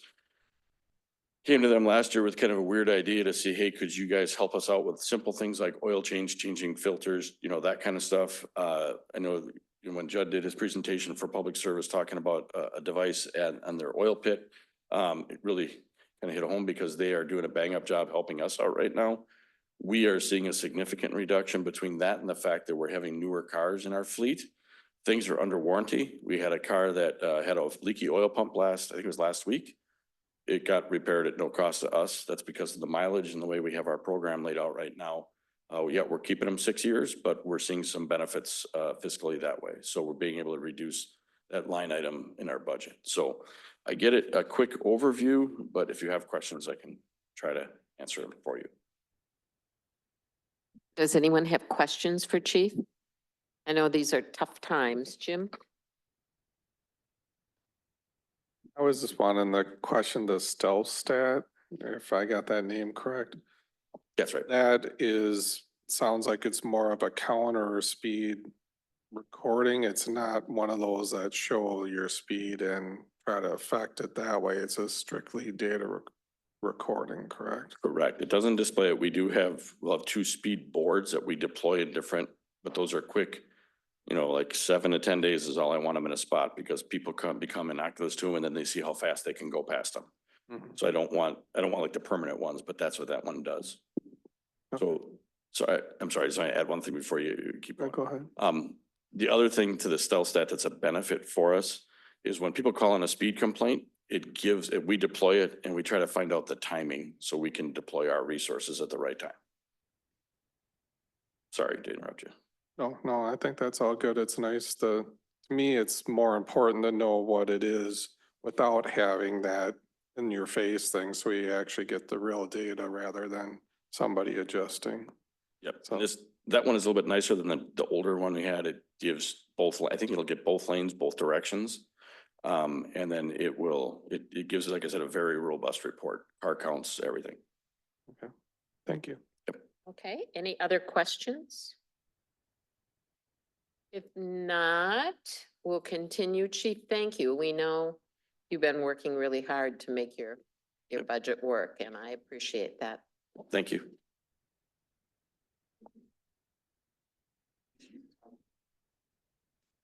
All right, now we're going to do the administrative operations budget, and it's Bill, and I'm sure he's going to have support from lots of other sources if he needs it. Yeah, so Kelly is also going to present in the later portion of this to cover administrative services and the clerk's office. So within the budget itself, the general government budget covers various departments here in that's wrong.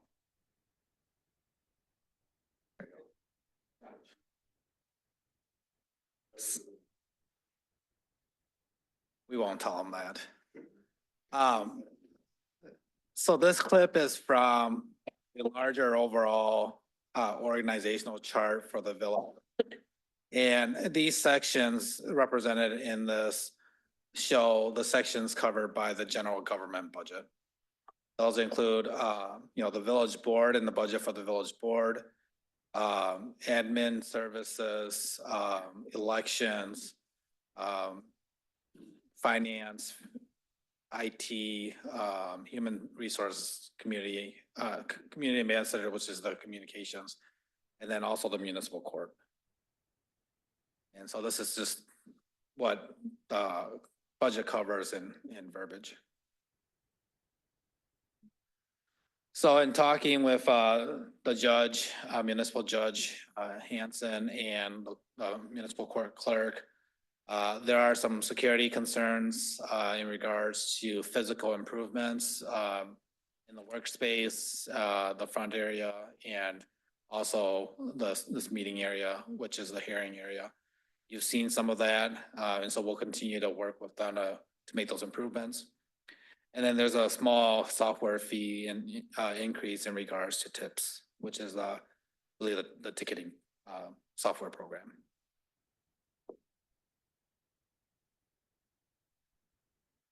So as you know, with the separation of the Director of Admin Services, what we did do is we shook up the organization chart a bit, human resources and communications and IT was reorganized into the village administrator's office is what I'm calling it. So that it helps provide more direction for overall direction. And so one of the things in my short little stint as the HR director was that we found that it was very inefficient. Loose paper in records, scanned into OnBase, saved in different areas, folders, and also then the transition. We really needed to have a human resource information system, somewhere where we could have all this personnel data and safely recorded or put away. For example, a records request came in for personnel. It took me half a morning to be able to work through that simple record request. We continue to work on core behaviors internally and then level up, which is personal and professional development for all of our staff. This covers all levels from the front line worker all the way up to management. We get a lot from that. Not only are there areas where there is potential teammate bonding, it's in they're in an environment where we're able to collect information on, organizational development. And then, as you've heard, I put this one under human resources, but it does cover all departments. The salary adjustments, the annual, what I would call the cost of living adjustment that you're going to decide on, later in these discussions. And then also talking about the equity, pay equity adjustments to the particular departments to catch them up to comparable rates within or competitive rates within comparable communities. So for communications, again, this was the community ambassador position. We shifted that to a more focused, to more focus on communications, as that was a strategic priority for us. So as you know, we've recently updated the website. We brought the website up to ADA compliance. Now we need to continue with that. Things like color blindness, seeing larger letters, smaller letters, etc. We don't have that type of function on our website right now, so we're exploring potentially what it would take to have that compliance monitoring and allow for the user to be able to adjust that so that they can see our website in a method that they can receive. We also are researching an AI search bar, artificial intelligence. So I've heard from a lot of you about the complexities and the challenges of the current search bar or the more recent search bar and looking for items on the village. What the AI search bar is going to be able to do, so instead of searching a single word, you can search a question. For example, how do I pull out a building permit? And it will be able to list steps for that person to take. And then at the end of the response, be able to provide contact information and track to applications and fees, et cetera. What it does is it uses reference points from the website to provide that answer. It's pretty nifty. The city of West Bend has it. So if you go onto their website and you click on their AI search bar, you can type in any question and it will provide you a response. So that's a good example. And then Stacy and I have been talking about neighborhood information meetings. We've started that somewhat this year with the neighborhood budget meetings, budgetary information meetings. These are, again, strategic priorities specified in the plan to get out there to receive information from the residents on projects within the village and or just getting information out there. So technology, this is the big one. Judd's been doing a great job at this. I know it runs circles around us all the time. So we've been informed by Loveday that managed IT services will go up approximately $60,000 next year. Because of that, we did go out for an RFQ, request for qualifications. As part of that request, we've asked for costs and services for full services. And then I believe an addendum for co-managed services. What co-managed services suggests that you have an internal IT person, and then you use the managed IT services to help support that person. We've also called out to all of the Dane County, or most of the Dane County communities here that run IT managed services, or whether it's internal or external. And we receive, pros and cons on both sides and continue to sort through that. One of the items that we've been talking about, and I've reached out to the Wisconsin Policy Forum on, is the creation of some kind of consortium. Libraries have it, school districts have it. Does it make sense to have a specific IT group that attentions and addresses municipalities? We have specialized software. We deal with specialized cases, which, a general managed IT, which is more business based.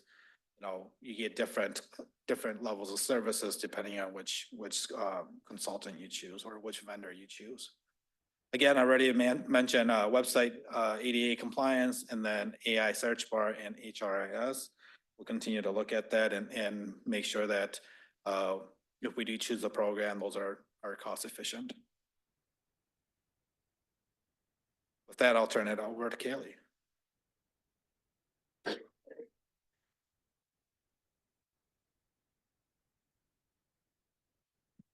All right, so workspaces, we have 2 desk work areas still left that need the sit to stand desks. And then we would be done there. The 2 cubicles in the back of the area right now. Let me see. So that would be it. Insurance. So just quickly, health insurance, we received an initial quote from Quartz. If you remember last year, we did a survey. We asked the staff if they would like to stay with Quartz or move to another provider and save costs. They decided to stay with Quartz, and as part of that, we changed the premiums. Quartz is proposing a 8 to 9% increase. We are still in the negotiation of that, so we may still see that come down. We do have a meeting, I think, next week to talk about that. For dental, we switched to self-insured going into this year. We're seeing a good return on that. We don't expect that there'll be any increases for dental. We have not received any quotes yet back for liability and property insurance. We do expect that in October, as costs of property continues to go up, we do expect that there will be some increase there. All right, I'm back. Elections. So in 2025, we have 2 elections versus the 4 that we have this year, depending, I guess, in February, if we need to have a primary. Our Badger books were purchased in 2017, 2018. So they are getting towards the end of life. We have to start thinking about replacing those. They are a huge benefit to keeping the flow of voters going. It assists with reconciling the election at the end of the election. So they run about $2,000 a book. We currently have 5 books at Village Hall and 6 books at the library. I would like to stagger replacement of those, not do all of them at one time so that we can get into a cycle of replacing them rather than having to do all at one time. The other thing is with the increase of growth in the village, we have to start thinking about a 3rd polling location. We're just in the real beginning stages of trying to work that out, see how it works. I'm in communications with the county as to what their recommendation is when we hit so many registered voters and things of that sort as to what and when we should really start thinking. But tentatively 2026, 2027 of opening that 3rd polling location. Ideally, I would envision it being more in the south end of the village where a lot of the new growth will be happening, to make it closer for people to get to their polling location and not have to drive clear across the village. There, of course, is cost with opening that 3rd polling location. We have to think about more Badger books, the tabulator machines, the express vote, the Automark ballot machine, all of that estimated between $45,000 and $50,000, including polling booths and bins and all of the fun things that are needed. Will you define Badger book? What was that? Is a Badger? What is a Badger book? A Badger book is the electronic poll book. So when you go to vote, the book you sign, it looks like a tablet, a spindle tablet. That's what you sign. That is a Badger book. No, that's a Bucky book.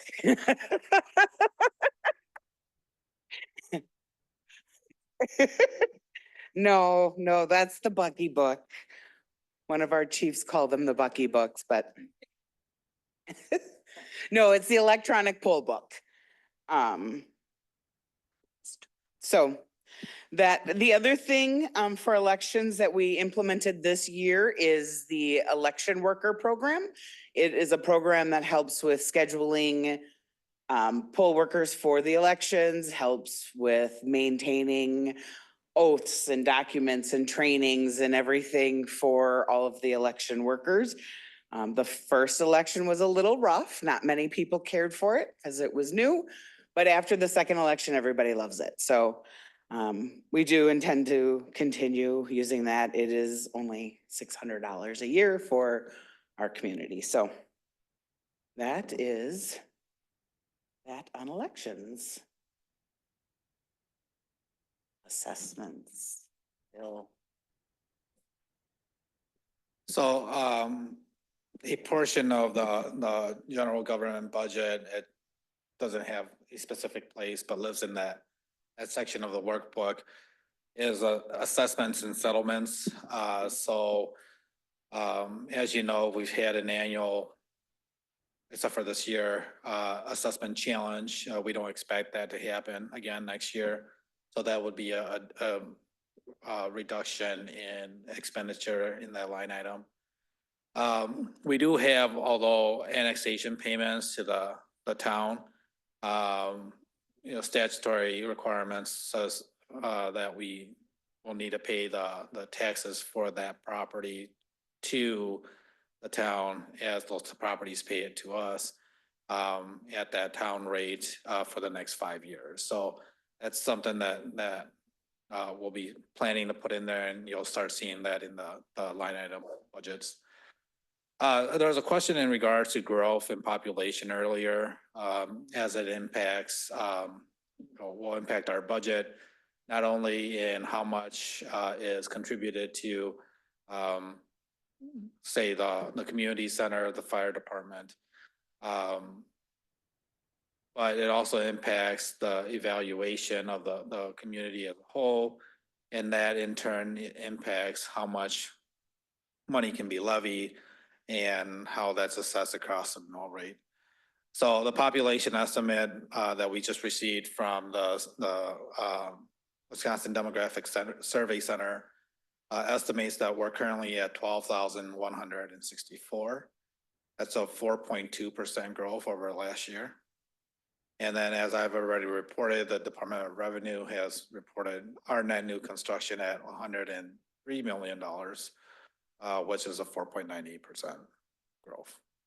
So those two items, population measures, senior center and equalized value measures the fire department. I'll take any questions at this point. Be happy to discuss more. Any questions for Bill? One of the questions that I had was the budget for the board. And does that include the cost of these new desks, or is that an administrative cost that'll come from someplace else? So the cost of the new desk, I believe we have saved some dollars over time, some funding over time to address improvements within the village commons here. If not, then it would likely come from like a facilities line item, which is general admin. But the village board budget is more for your salaries, your training, so the annual training that we do gets put into a part of that budget. So that's what gets put into the village board budget. All right. So there is funding available for you all to attend, like league trainings, on Robert's rules process, and those types of items. Right. Other questions? Jim? I think you may have somewhat addressed it, but I just like the sit-stand desk that was mentioned. It was presented as a need, and I just request that, I'm assuming it's people are sitting at those desks, and as long as they want a sit-stand versus what they have currently. Yeah, so I think and Kelly can jump in, so these are the two last cubicles, and so for the folks that sit there,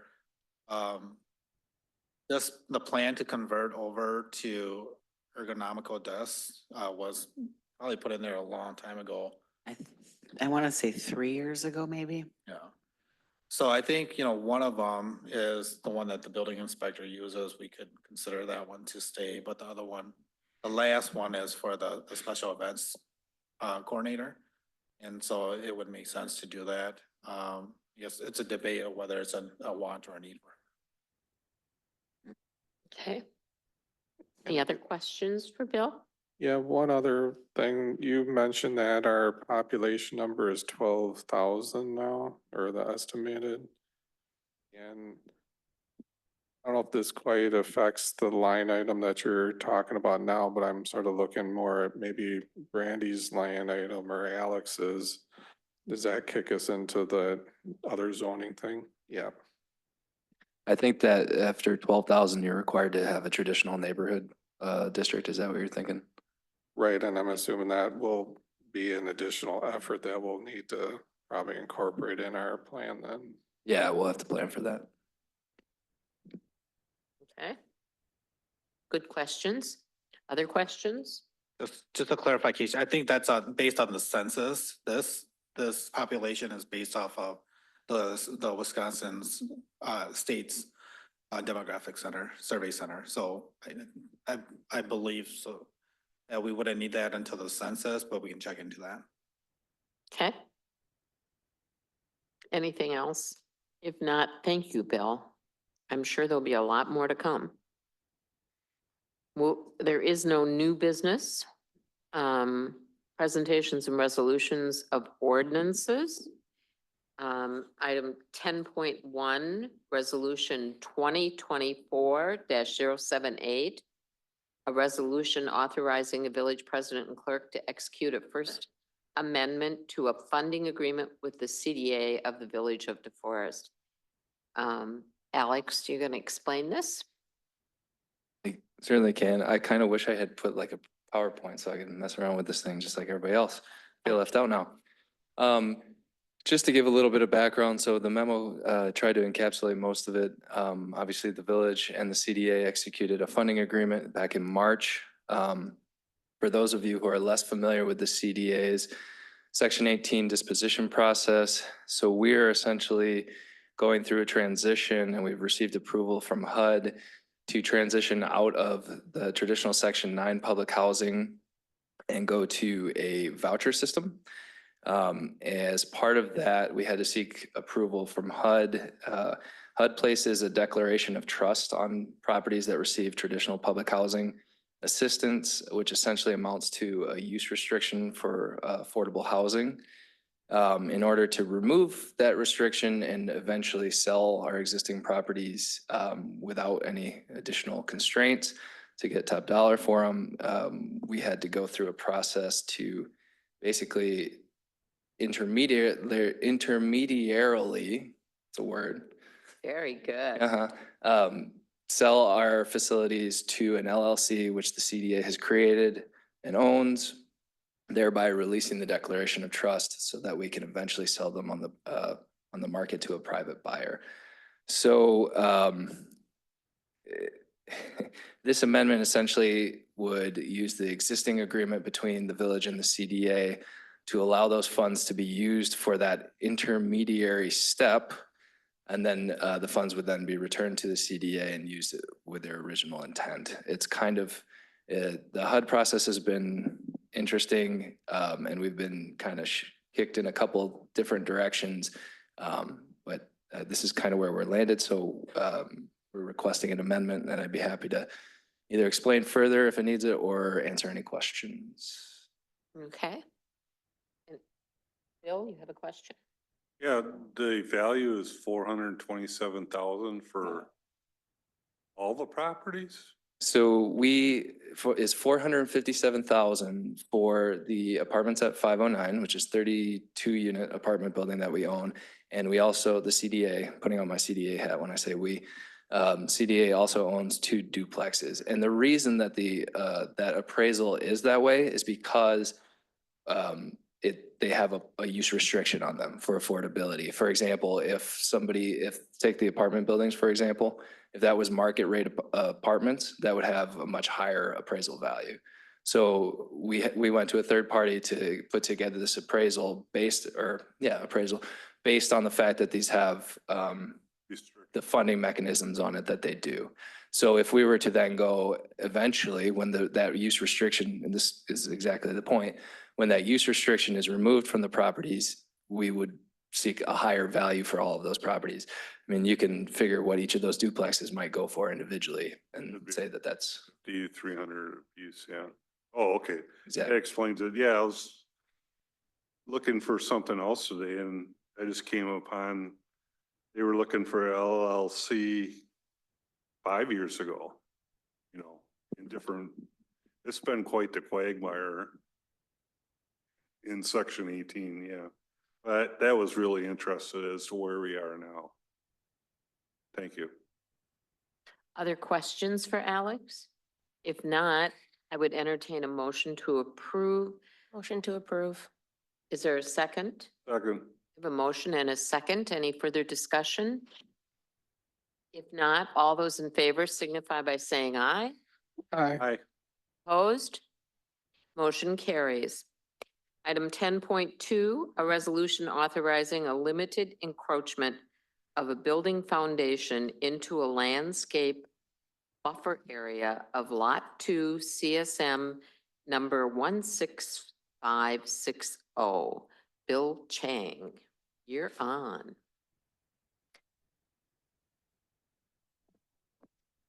Thank you. So the resolution here considers an encroachment into the limited encroachment into an area called landscape buffer area, landscape and or vegetation.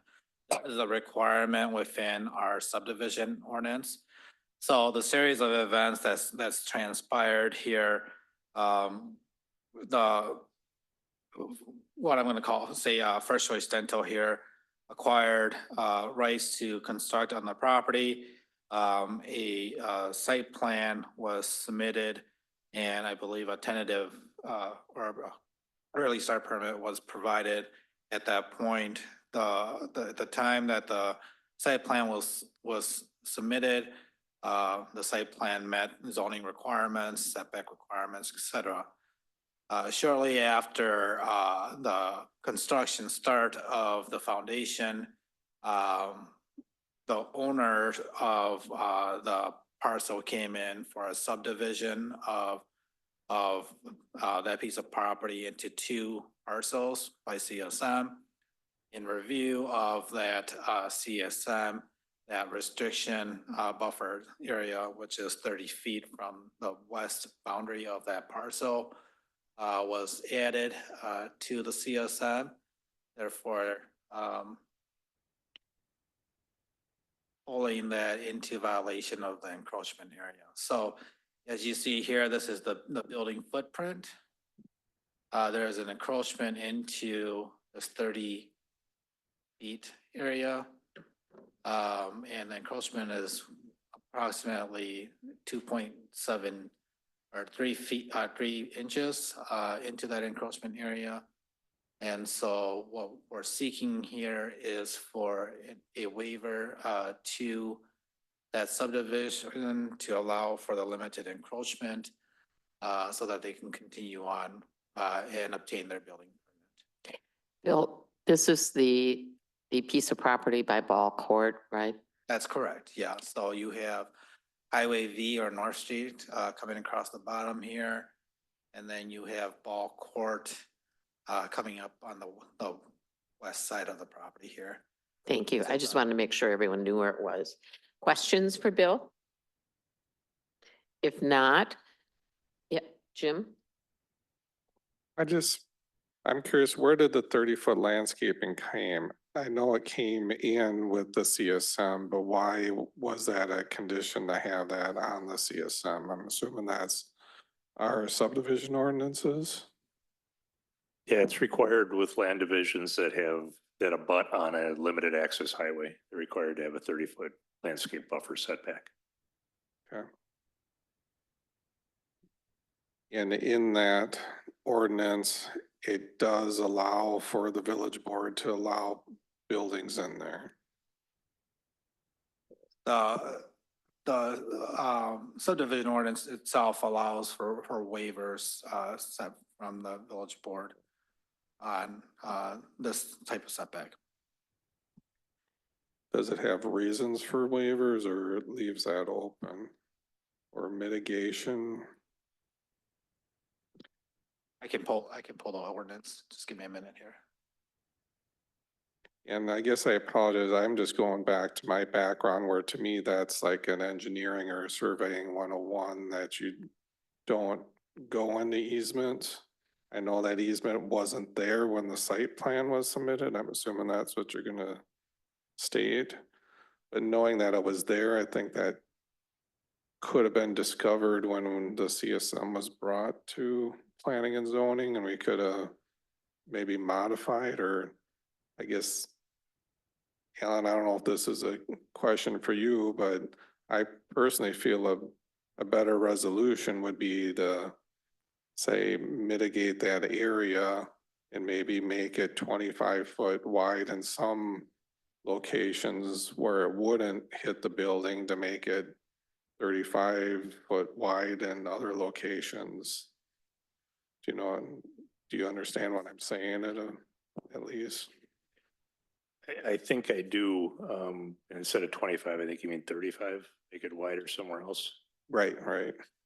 Yeah, the way we looked at this at the staff level is that the encroachment is 2.3 feet in a triangle that is, I think, about 10 feet long at its longest dimension. So 10 feet by 3 feet, which is about big enough to plant a bush in.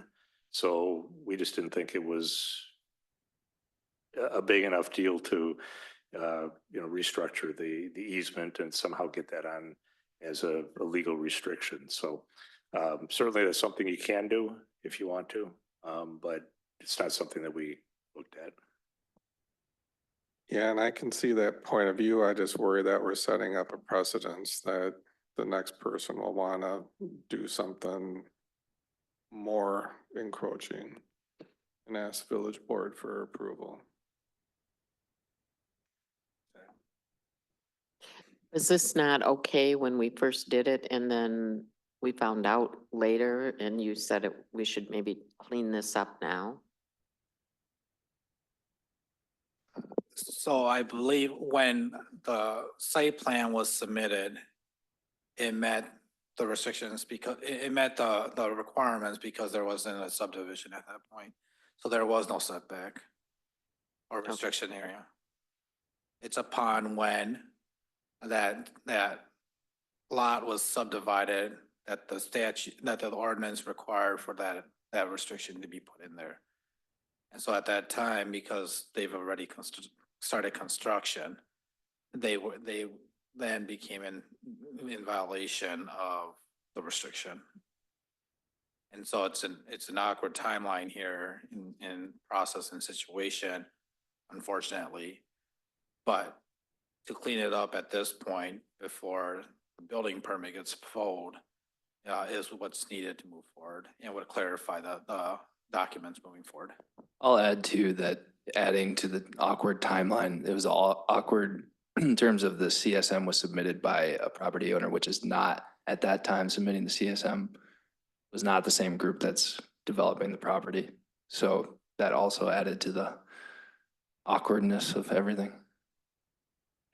Just to clarify what Bill was saying, if they had never decided to do the CSM, this would be a perfectly legal development. It's only that the property owner decided to carve off part of the parcel that triggered the subdivision ordinance, which establishes the 30-foot setback after the fact. Okay, Jim? If I could maybe add something, what you're saying, Al, is we're almost creating sort of like a grandfather type situation. Say if the foundation was in there, it would probably be grandfathered when the easement went in, but it likely wasn't, even though it was approved. Is that correct? That's sort of the way I'm looking at it. Yeah. If this had, when the CSM came to the Planning and Zoning Commission, if it had been known at that time, because they did a foundation survey, that there was this little encroachment, I don't think you would have rejected the CSM on that basis, but technically you could have. And I think I would agree with you. We would have maybe had it noted on the CSM or something saying that it was encroachment.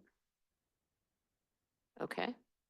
Okay, thank you. So I want to add that the ordinance does require a 2/3 vote of the entire board to approve the waiver. Just to note that because there is one missing board member. All right. I would entertain a motion to approve. I'll make a motion to approve resolution 2024-079. Is there a second? I'll second it to keep things moving. Are there any further comments or questions? Bill? You should probably call for roll call. Okay, let's call roll call.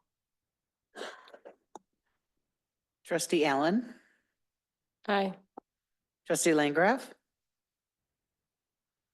trustee Little, Aye. trustee Simpson,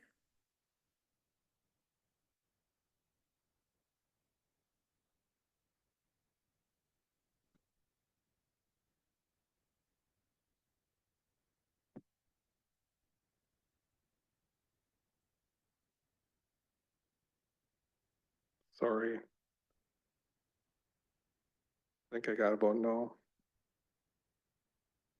trustee Stefan Hagenhan, Aye. President Cahill Wolfgram. Aye.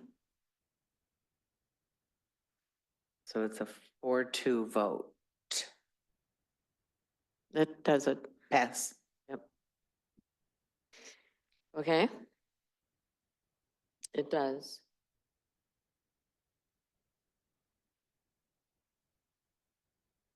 Four over six is 2/3. Right? Now it's the ordinance is 2/3 of the entire board, so it's not sufficient.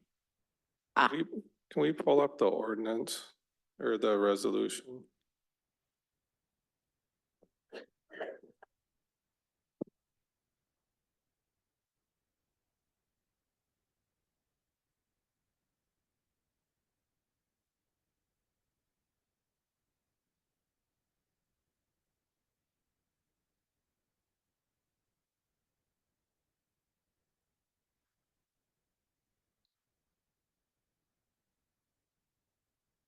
So I would state that I'm not fond, I do believe it is taking from the public because the 30-foot setback is something that we require in our subdivision ordinance. I also note that I feel we're in a bit of a grandfathering type situation where we had a approved site plan prior to the easement going in place. So I think I'd be approve a resolution as long as it was stating that the condition of our approval is because of the prior approval of the site plan and it's not, say, setting any precedents. Is that incorporated or can we incorporate that? I guess maybe I'm looking at you, Al. Well, the recitals lay out the history of of what happened here. It doesn't use the word grandfathered.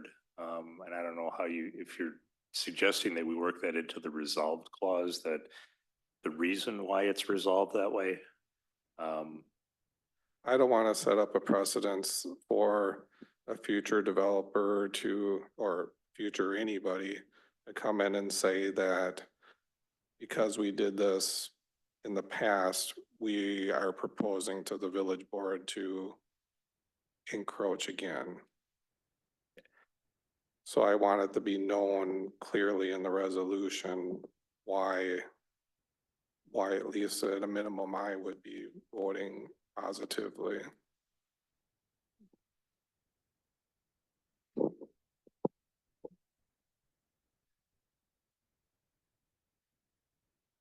I'm not quite sure how to answer that. I guess what I would say is you can always say no unless the exact situation happens again. And the encroachment is only 2.3 feet into the setback area. I don't think it's likely to happen. I think the resolution does recite the history and how it got to be where it is. If you want to propose an amendment to the resolution, you could move to reconsider, get the resolution back on the table and work on the language that you want in there.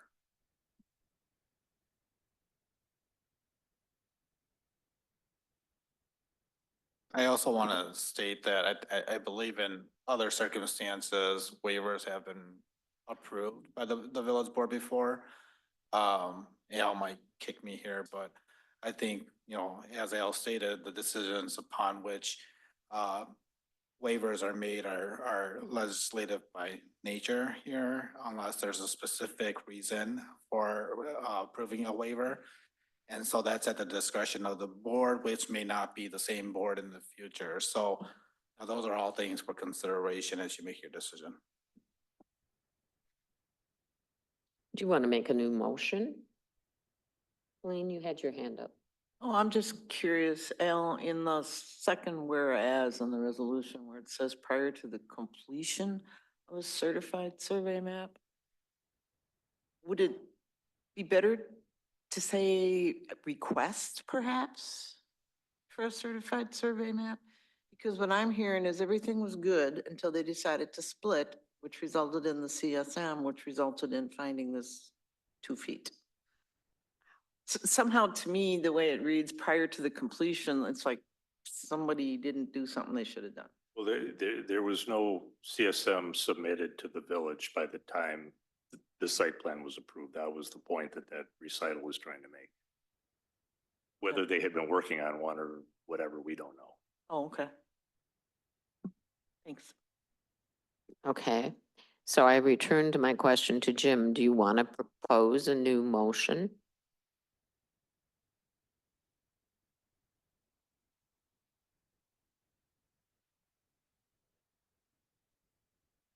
Can I ask, what if we don't waive this? What happens then? They have to tear up their foundation and move it It's a or problem. adjust it for that 2 feet. So a comment with that too. I mean, there's buildings that are in utility easements too. And we don't have them tear it up for a utility easement. I think Jefferson Square is one. I don't know. I just know I've dealt with a lot of buildings in utility easements, and as long as the utility doesn't have an issue with it, they leave the building in there.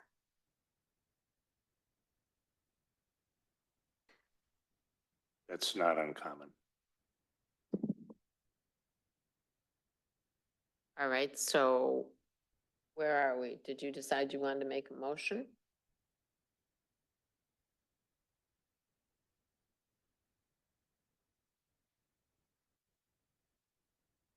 The vote's been taken on the resolution, the last motion.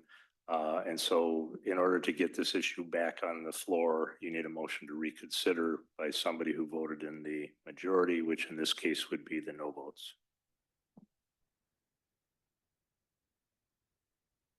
The winning side. They weren't the majority. Okay. The winning side is the minority, but yes, it's the winning side that has to have somebody make the motion to reconsider. Jim, you want to make a motion to reconsider?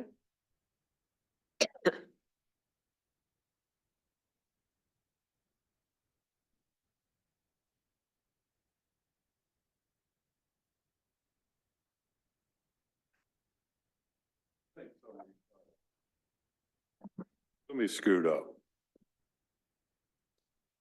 And Jim is a surveyor. And inches are inches, whether it's my house, Jim's house, or the dental clinic. I mean, if I'm in violation at my house, the village comes in and makes me tear it down. Oh, we haven't made you tear anything down in your yard. You wouldn't ask for a waiver? I could, but I could get turned down. They tore down a porch on Murray Street because of inches. Off a nice house.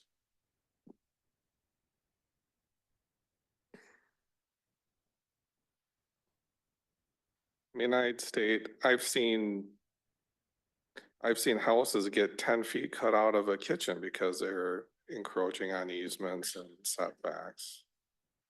It isn't an uncommon thing, and it sort of goes against my background, and I would have liked to have seen some sort of mitigating factor.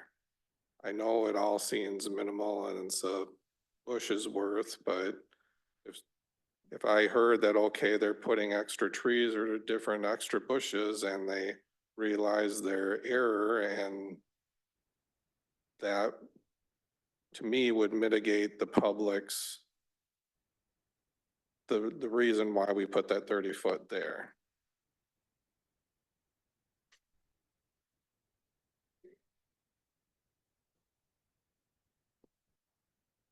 All right. Oh.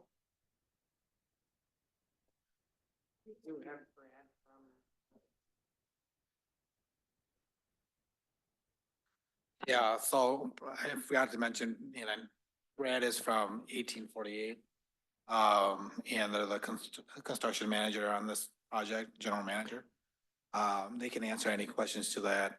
I was just chatting with Al here that, the board can also make, the winning side could also make that motion to reconsider at the next meeting to provide us an opportunity to try to discover some of those mitigation steps. But you can ask them now to see what potentially that opportunity may be. It's your call. All right. Do you want to say something?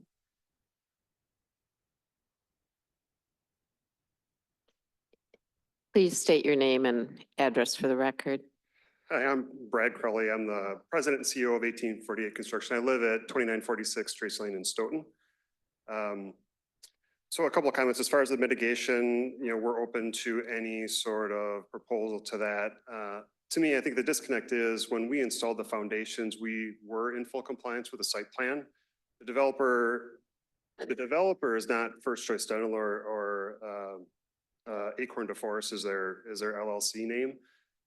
It's two other people who gave First Choice a lease to build their building on the property. So we submitted the site plan, had it approved through the staff in Beerbecker and installed our foundations. So it wasn't until the foundation survey was done did we realize that we were within the setback. So looking at the site plan, there's plenty of room to the north. I think First Choice or Acorn or, the property owner would be glad to horse trade, so to speak, some land up there, adding more plants or shrubberies in that 2.3 foot area around the building would be fine for them as well. As far as, the next steps for us, before this issue came up, we were planning to pour the foundations this week. When we went to pull the building permit, this topic came up. So we're sitting until it gets resolved. And we're talking about not the dotted line, but that little tiny corner Correct. right there.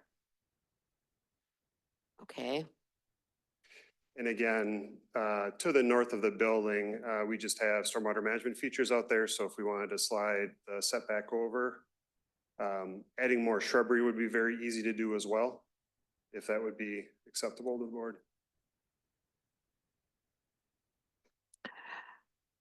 Okay, thank you. Questions, Jim? Can you go back to the resolution? So what's the term? Talk into your mic. Not rescind, reconsider? I would like to reconsider the resolution that we have in front of you. I can't quite read the number of it. And what I'd like is for I'm assuming the property owner to mitigate the area of the encroachment at a rate of 20-1 in a different location.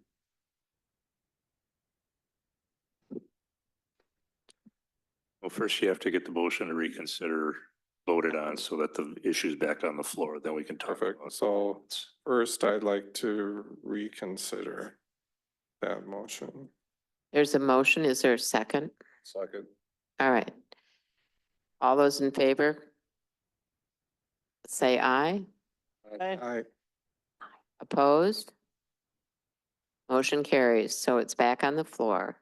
Now, can you explain where you were? I'd like to make a motion to approve the resolution 2024-079 as written with a clause in there that the area that is being encroached be mitigated with another location of, I think it was a landscaping easement, if I remember the term correctly, at a rate of 20-1. So what are you saying? If it's, say that's probably 5 feet, so I want 5 feet times 20, so I want 100 square foot of somewhere else. So I think what you're suggesting is that the lot be restricted to expand the landscape buffer area in other areas to the tune of 20 times the amount of the encroachment. Correct. In square footage. Yes. And why did you select 20? Because it's enough to me to be a hindrance of somebody else in the future to think that they can encroach without having the I would say no good reason, except that I know is a larger number, and it's a number that I've seen when dealing with like the DNR and different other things for mitigating wetlands. I've seen 50 to 1, I've seen 20 to 1, I've seen 10 to 1. It's all a horse apiece. I've seen 10. 20 seems a little excessive, but it gets it done. So he could go somewhere else on the site and put landscaping. Is that what you're suggesting? I'm just saying, putting a line restricting, it'd be the 30-foot landscaping and planting strip. Instead of being 30 foot, it's gonna be bigger in some spots and narrower where the building is. How does that Need a work? second to the motion. Is there a second to Jim's motion? A second. How does that work for you? Yep.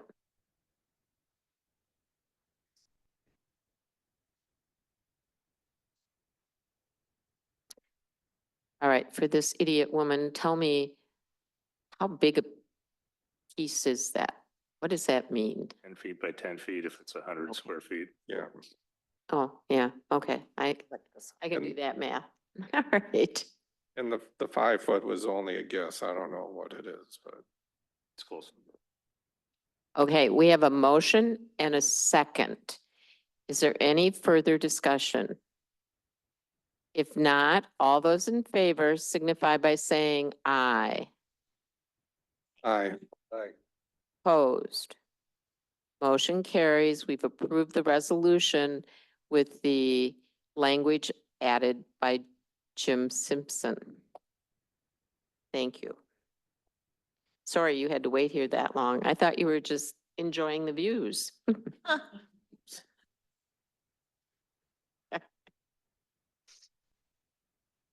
All right.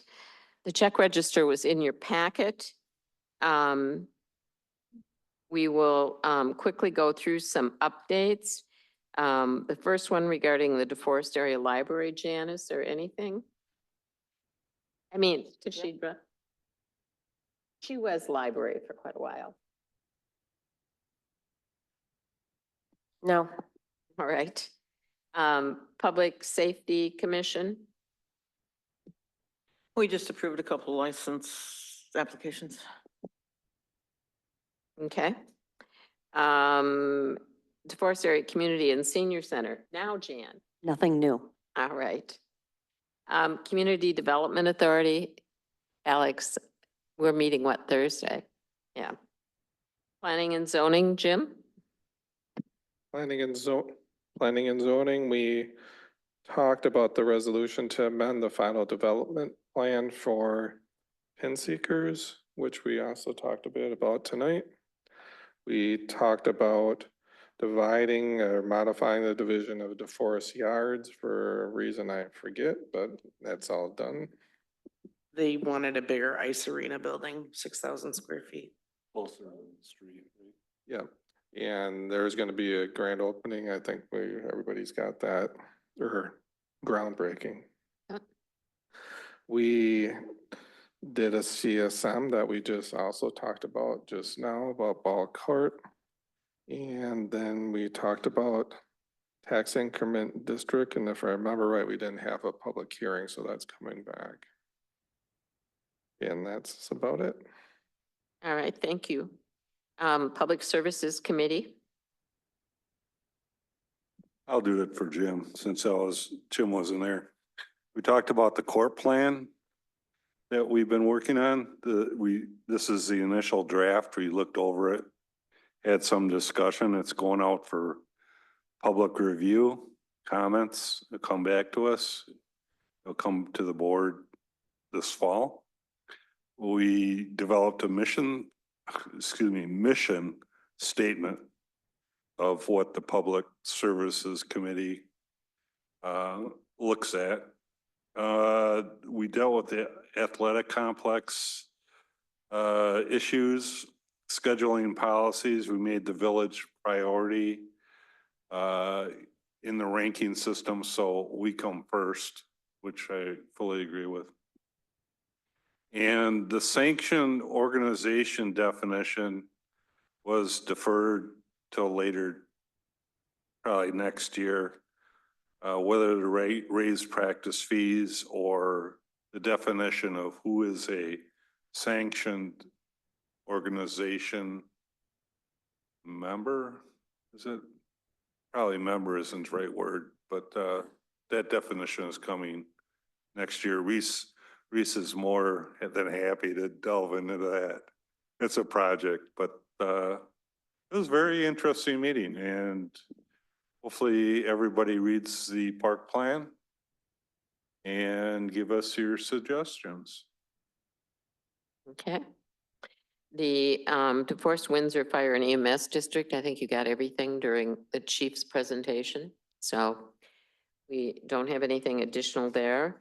Committee, commission, and board minutes were in your packet. President's report, I don't have anything, but Bill attended the last DCCBA meeting with MMSD.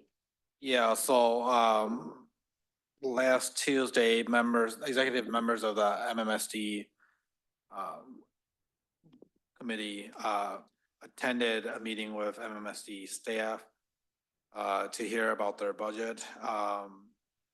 So the big shift now is that for most of the projects that they borrow for, there's more competition for the Clean Water Fund program. And so they're expecting to have to go to general obligation borrowing or bonding for more projects in the future. As you know, they have a multi-year plan to address their public infrastructure needs. And so that really starts to ramp up next year. One of the concerns that the member communities are having is that obviously fees are based off of the projected infrastructure projects upcoming, so planned projects upcoming. If you look at, what they proposed in the next couple of years, they have about $45 million in planned projects year over year. However, their actual projects being constructed are much less than that, sometimes by half. And so that's the concern is, if you continue to levy fees based off of a plan, but you're never actually able to catch up to the plan, are you starting to levy too much? And so that's the question that most of the communities that we've been talking really have. And the question is, how long are they going to be able to sustain this, especially given the pressures of, the market and cost and inflation and everything else. A couple of reasons for that, such a big difference in those cost ranges.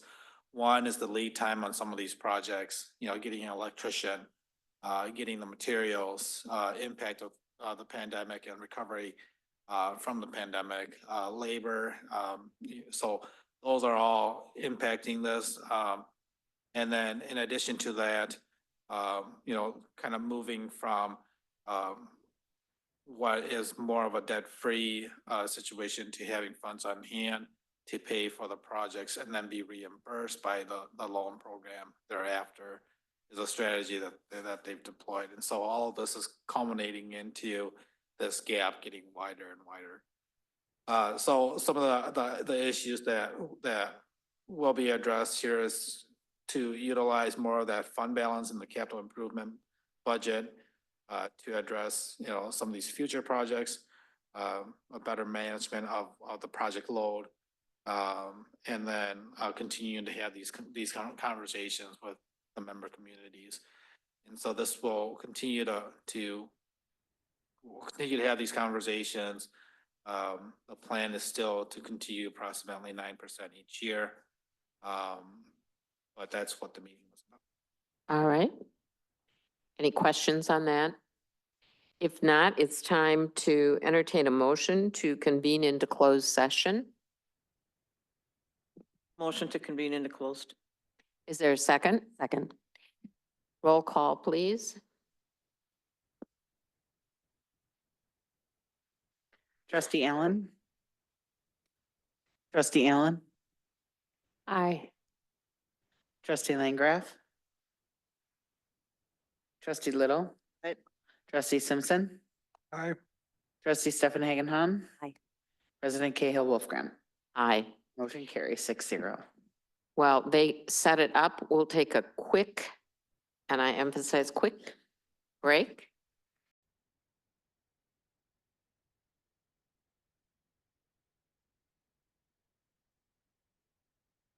We should be good.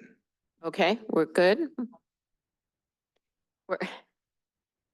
We're, we're going back into open session.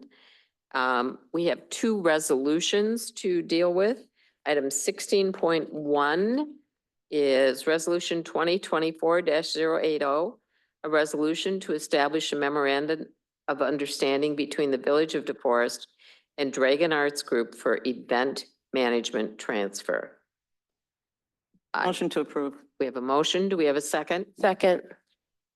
All those in favor signify by saying aye. Aye. Aye. Opposed? Motion carries. Item 16.2, Resolution 2024-081, a resolution ratifying a collective bargaining agreement and memorandum of understanding between the Village of DeForest and WPPA LEER.